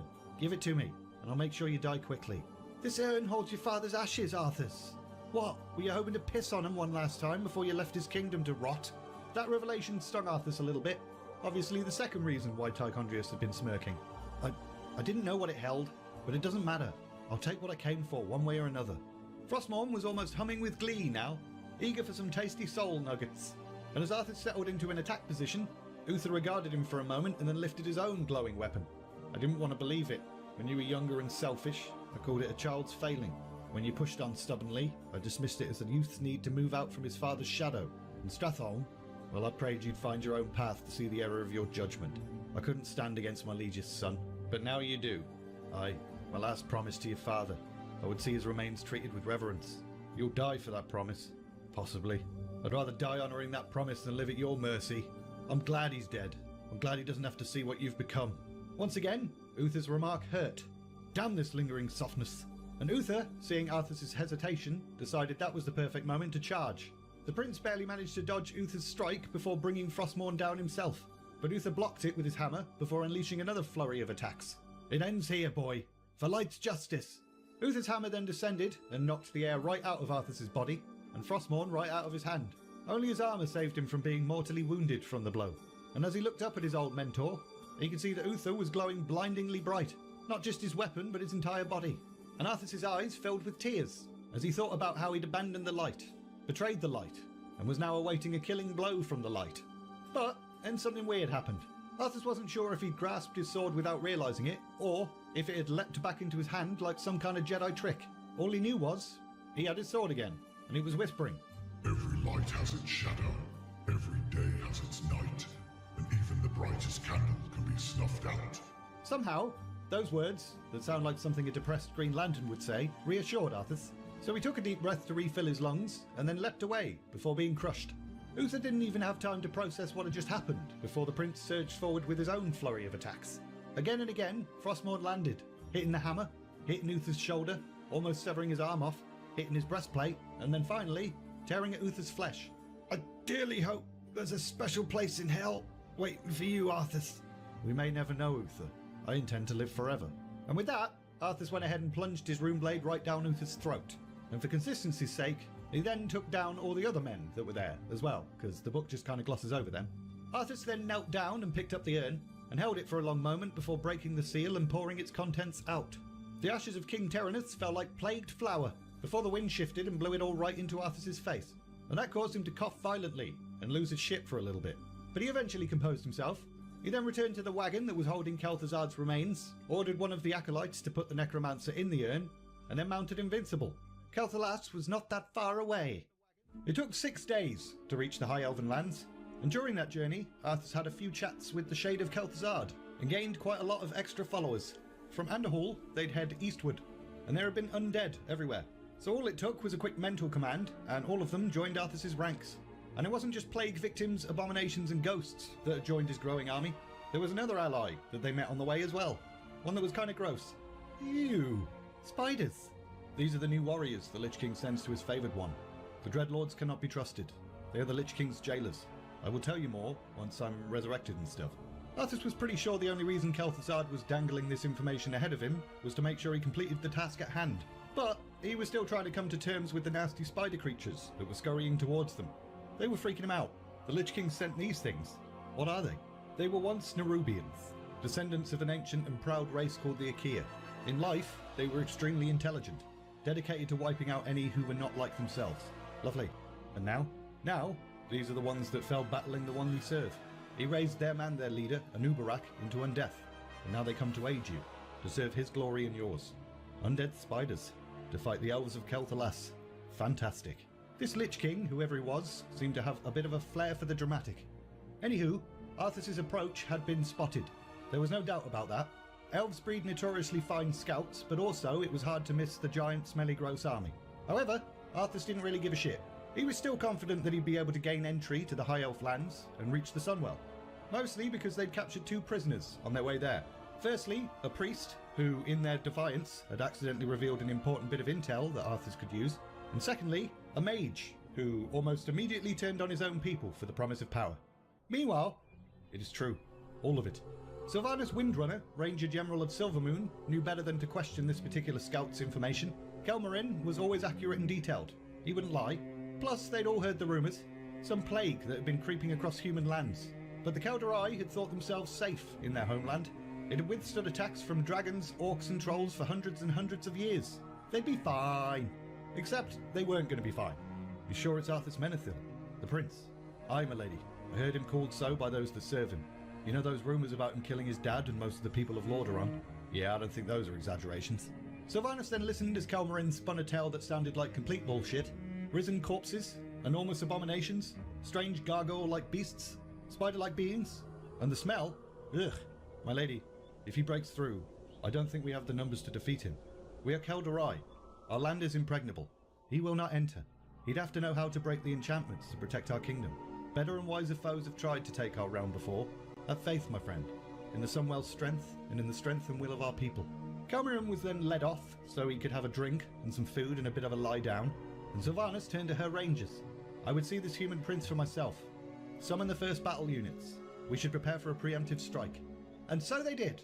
Sylvanas, Sheldareth and Vorithil stared aghast as they smelled the smell Kel'Marin had mentioned, and witnessed the decaying army approaching. Prince Arthas himself rode atop a skeletal horse, carrying a huge sword that Sylvanus recognised as a rune blade immediately, and she threw up a little bit in her mouth as she looked over the collection of various rotting corpses marching beside him. The Ranger General silently signalled her plan to the other scouts by waving her fingers about and stuff, and they nodded and slipped back into the shadows. Sylvanus then turned her eyes back towards Arthas. He hadn't seemed to have noticed them yet, so that was cool. But how the bloody hell could a human stand amongst all this? Being surrounded by the dead, with their horrific stench. Was he even really human? He looked human, except he looked a bit pale. Focus, Sylvanus. What do you see? The undead were mindless, simply stood awaiting orders to obey.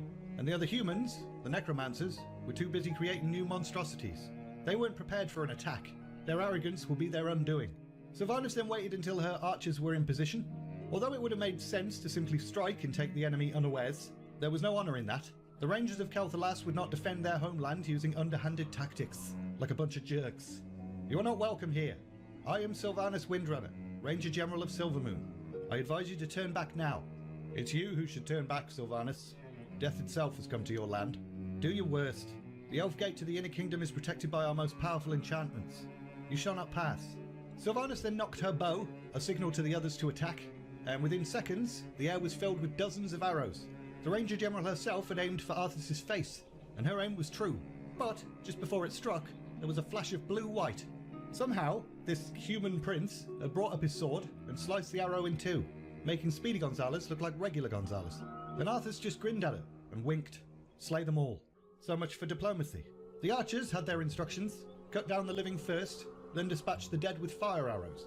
The first set of arrows took out nearly every single one of the cultists. The second dropped dozens of the walking corpses, but there were just too many of them. The dead were somehow managing to scale up the vertical walls of the gate, so it was time for the rangers to start using swords instead of bows. And although they were trained warriors, they'd never fought against a foe like this. Sylvanus felt deep pain as she watched Sheldara's fall first from her perch into the masses of dead below.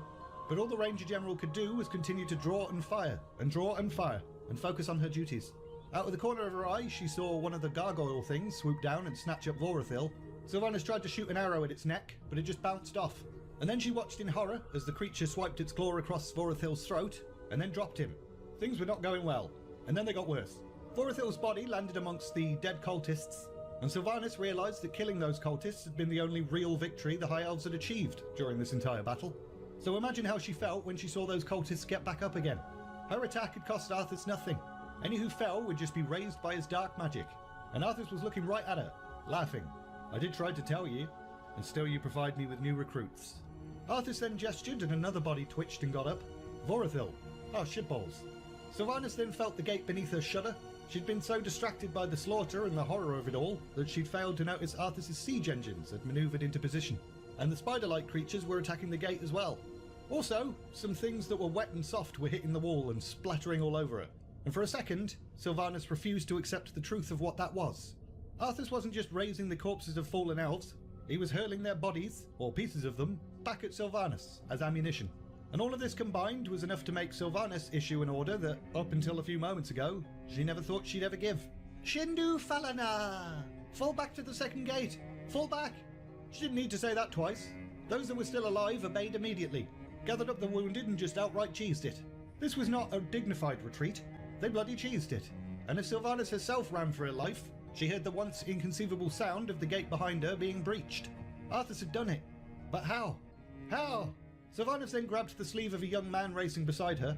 Telkor, make for the Sunwell Plateau. Tell them what we have seen here. Tell them to be prepared. Tell them we've been betrayed. Telkor was a bit taken aback by that, but he nodded and raced away. And after a while of cheesing it northward, Sylvanus and her troops started to cross a bridge when she suddenly stopped, turned on her heel, and looked back, and gasped. She'd expected to see Arthas was still coming, with his dark army, but what she didn't expect to see was what they were leaving in their wake.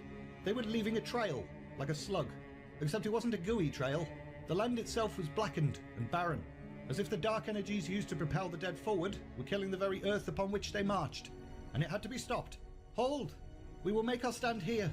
So she barked her orders, and although the rest of the rangers were puzzled at first, they soon realised the importance of stopping this dead scar from spreading any further. Goodness, this can't be one of the oh-so-imposing elf gates I've heard so much about. No, not quite, but you still find it a challenge. It's a fucking bridge, milady. But then again, the elves have always been very fond of putting paper mains on cats and calling them lions. You've won through the first gate, Butcher. but you won't get through the second. The inner gate to Silvermoon can only be opened with a special key, and it shall never be yours. You waste your time, woman. You cannot outrun the inevitable, though I admit it's pretty funny to watch you try. You think I'm running from you. Apparently you've never fought elves before. Sylvanas then raised her hand and threw a grenade. Ah, the old classic elven tactic of throwing a grenade. And as she and her rangers took to the trees and disappeared, she heard something that made her smile for the first time in a while. That ranger woman is starting to vex me greatly. Sylvanas knew blowing up the bridge wasn't going to stop Arthas and his army, just delay him a little bit. But hopefully that delay would be long enough for word to reach the Magi at the Sunwell Plateau. However, there was something else bothering the Ranger General. Arthas seemed so bloody confident, as if he already knew for certain that he would be able to breach the enchantments at the second Elf Gate. Whoever had betrayed them, had they told him about the key? Yes, the traitor, Darkhan Drathir, had indeed told Arthas about the key of the Three Moons, a magical item that had been split into 3 magical crystals and hidden throughout Kel'Thalas, in heavily guarded temples. Each temple was built atop intersections of ley lines, which in turn caused the crystals to create a magical barrier known as Bandinorial, or the Gatekeeper. So basically, all Arthas had to do was go to each of the sites, Antelas, Andaroth and Anowin, kill the guards, and take the crystals. Simples. But the ridiculously pretty elves guarding the temples had presented a little bit more of a challenge than Arthas had expected, and he couldn't help but wonder how such a fragile, effeminate race could stand up to his army. That pesky Ranger General that had blown up the bridge, for example. She'd cost him precious time. The bitch. It had taken bloody ages to get his siege engines across the water, mainly because it took a while for him to figure out that he could just create his own bridge using the mindless zombies that followed him. So he ordered dozens of them to wade into the river, lie down, and then they just rolled the siege engines over the top of them, and fouled the water at the same time. 'Twas genius. It's probably worth mentioning that there was some kind of tingling sensation at the back of Arthas's mind, something nagging at him. Feelings. Most of the time it would just pass completely unnoticed, but once in a while, memories would flash in Arthas's mind, and with those memories, guilt and shame. But Arthas wasn't going to listen to feelings. Feelings are for wimps. Meanwhile, the Rangers had fled to Fairbreeze village, and after the initial shock passed, the citizens there tended to the wounded and offered to help in any way they could. Sylvanas ordered those that could not fight to head to Silvermoon as quickly as possible. Take nothing, just go. But what about my nice shoes? Just shut up and go. The dead march upon us. They don't get tired. They don't wait for people to grab their nice shoes. Anyone that falls just gets added to their ranks. The woman who Sylvanas had just reprimanded seemed deeply offended, but the Ranger General didn't give a shit. She was too busy looking around and strategizing. Arthas and his army were going to be here soon. There was no doubt about that. However, Sylvanas spotted a spire nearby, a good place to mount a defense. So, she took a deep breath, looked back towards her rangers and the citizens that had volunteered to fight, and barked her orders, despite knowing full well that for most of them this would be their final battle. And after organising themselves at the spire, it was finally time. The undead have been sighted. Be ready. The first line of defence, made up of archers, hand-to-hand fighters and dragonhawk riders, head out, and fell almost immediately to the hideous vanguard approaching. And as inevitable death got closer, Sylvanas couldn't help but think how strange the mind was. That even in this moment, she had an ancient song playing in her head. One that she and her siblings, Illyria, Verisa and Lirath, had loved to sing. And that song went a little bit like this. Ena Elah, Bedere, Keldere, Shindu Falana. It's a little bit more melodic than that usually. And without even realising it, her hand had crept up and closed around the necklace she was wearing. A gift from her oldest sister, Illyria, passed down to her when Illyria had ventured beyond the dark portal, and then never came back. Attack! For Kel'Thalas! Sylvanas then fought as ferociously as a savage lynx from Eversong Woods, channeling her pain and outrage into violence. She knew she was going to die, but she was going to take as many of these undead twats with her as she could. She was going to keep fighting until they'd utterly destroyed her. But then there was a sudden lull in the fighting. The wall of undead fighters separated, revealing Arthas, sat atop his horse, still staring intently at Sylvanas. I salute your bravery, elf, but the chase is over. Then I make my stand here, butcher. As you will, Ranger General. Arthas didn't even bother to dismount. Instead, he kicked Invincible, who then galloped directly towards Sylvanas, and drew back his massive sword. Sylvanas sobbed only once. Not a cry of fear or regret, but of anger and hatred that she had not been able to stop him. Illyria, sister, I come. Frostmourne then pierced her body, and it was cold. Very cold. Arthas then withdrew the sword from her, and stared as she shivered on the ground. Finish it. I deserve a clean death. After all you've put me through? Woman, the last thing I'll give you is the peace of death. For a split second, Sylvanus felt nothing but fear. He was going to raise her as one of these grotesque monsters. You wouldn't dare. And then she died. It was soft and warm and comforting. At last, she could rest. But a sudden agony then shot through her. This was no normal physical pain. This was pain of the spirit.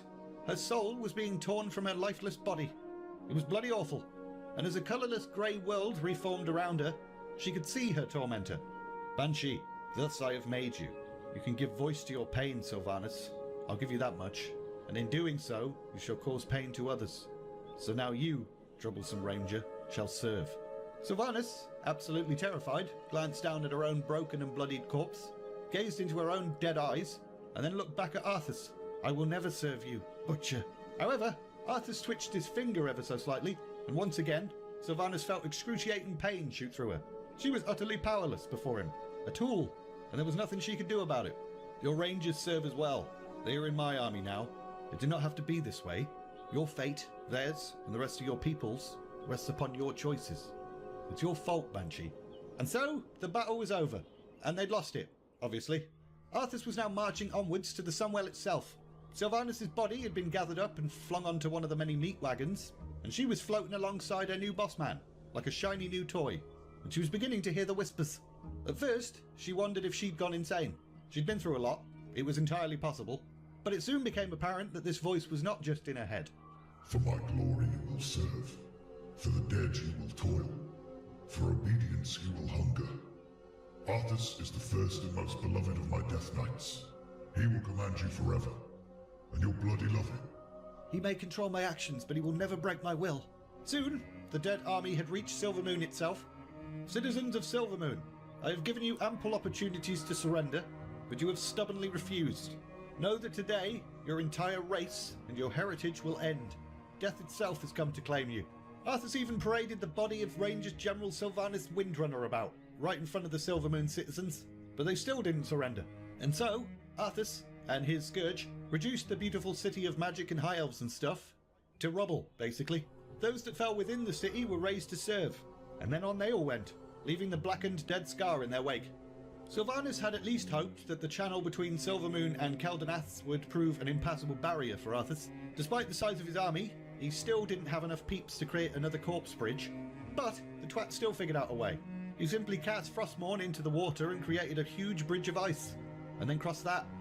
And once on Caldenath, Arthas faced the beloved king of the High Elves himself, Anasterian's Sunstrider. Sylvanus desperately hoped her king would be victorious, but she knew deep down he wouldn't be. He was thousands of years old, and with her new spectral sight, she could see a frailty about him that she'd never noticed before. But he still managed to piss Arthas off a little bit. Wielding the ancient weapon that had been passed down through his family, Fellomalorn, or Flamestrike, he waited for Arthas to rush towards him atop Invincible, stepped out of the way at the last minute, and then sliced Invincible's front legs off. And as Arthas picked himself up off the ground and turned towards the Elven King, his face was full of rage. He rushed the old bugger, shattered Flamestrike, and then used Frostmourne to rip Anasterian's soul right out of his body. And don't worry, Arthas then just went over to Invincible and used dark magics to regenerate the horse's legs, so it's fine. Not so fine if you're more worried about the High Elves, though. They were pretty much done. About 90% of all High Elves were genocided during this attack. There's never been an official population number given out, but 90% is 90%, innit? However you look at it.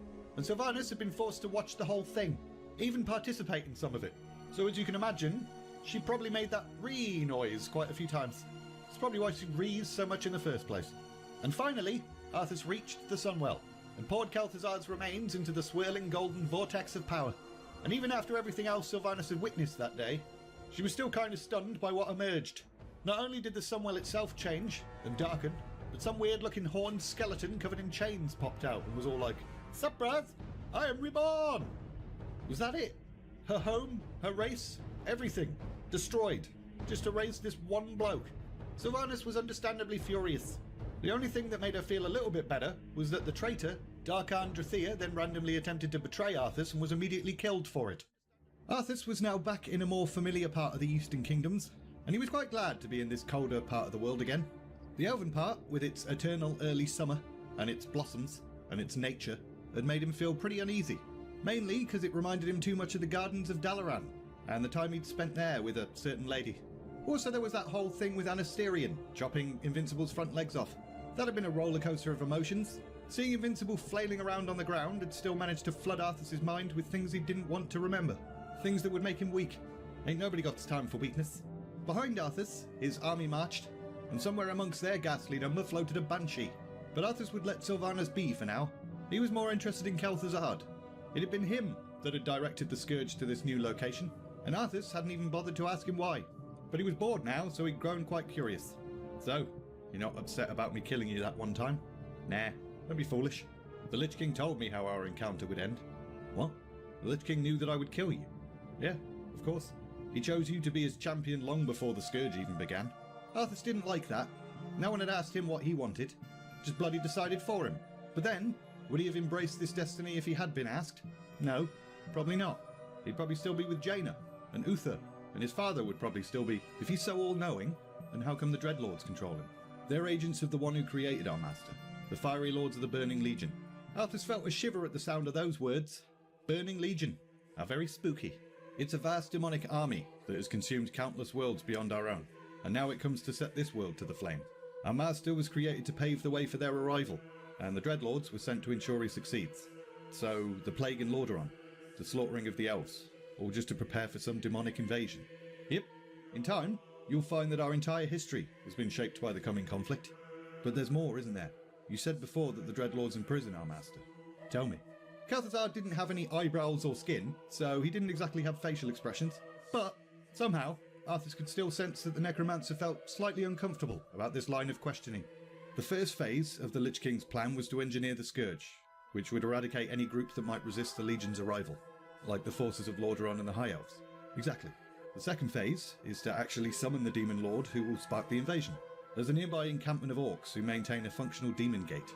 I must use the gate to commune with the Demon Lord and receive his instructions. Arthas went silent and thought back to his campaign against the orcs.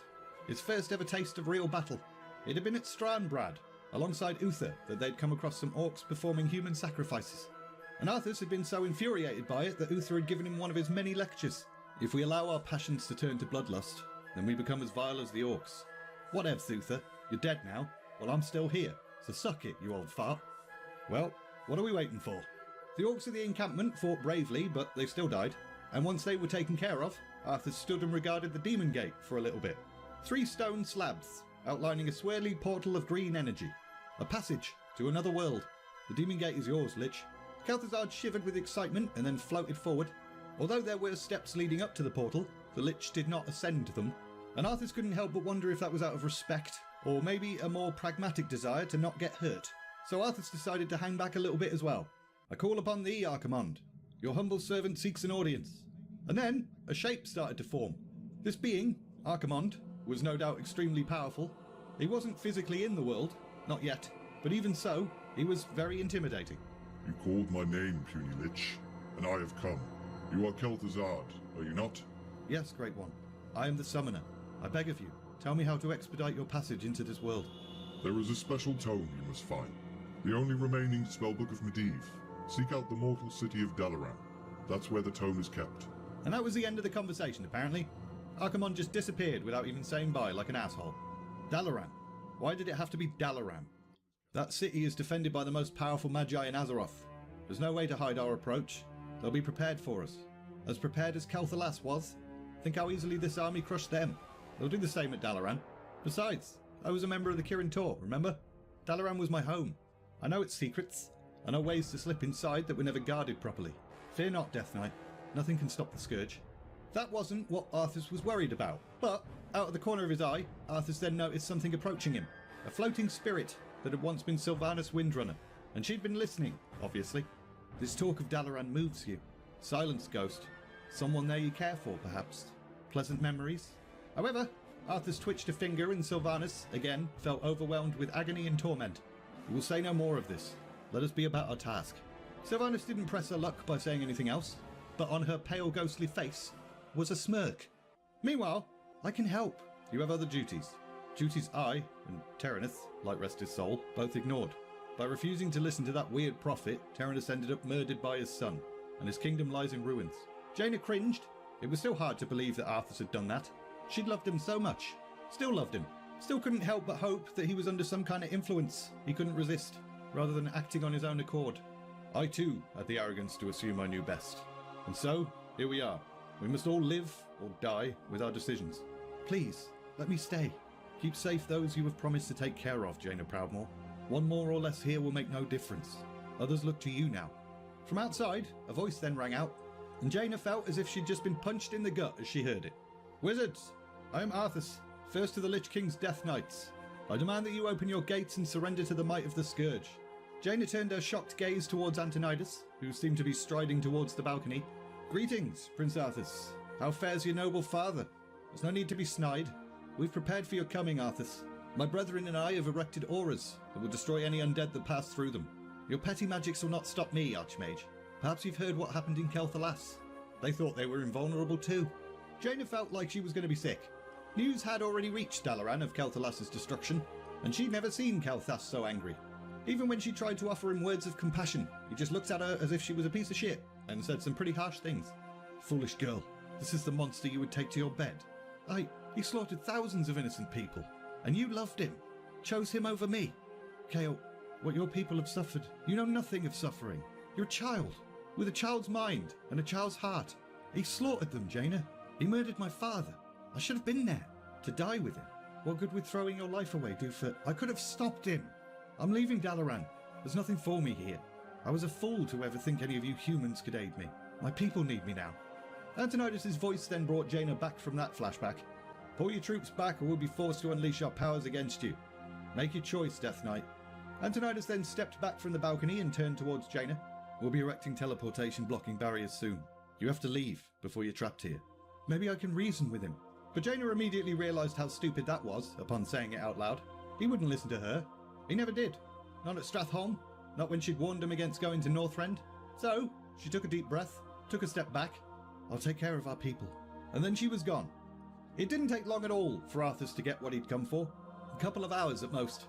They'd snuck into Dalaran using Kel'Thuzad's knowledge of the place, taken the Book of Medivh with relative ease, and then snuck out again. Arthas had managed to kill Archmage Antonidas during this sneak attack though, and Kel'Thuzad was now as giddy as a child on Winterfell morning, perusing through the pages of Medivh's spellbook. The circles of power have been prepared as you asked, Lich. Are you ready to begin the summoning? Nearly. There's much to absorb. Medivh's knowledge of demons is staggering. I suspect he was far more powerful than anyone ever realised. Before Kel'Thuzad had even finished speaking, Tichondrius appeared, out of nowhere. Not powerful enough to escape death, that's for certain. Suffice to say, the work he began we will finish, today. Let's get this summoning done, shall we? And then he was gone again. But those words had obviously been enough to give Kel'Thuzad a kick up the arse. He floated into the centre of a glowing arcane circle, and then turned his gaze back to Arthas. Those that yet live within Dalaran will be able to sense the power of this spell. I must not be interrupted. I'll keep your bones safe, Lich. No sooner had he said that, the gates to Dalaran started to open, and Arthas couldn't help but smile. Good. A real fight. Just what Arthas needed.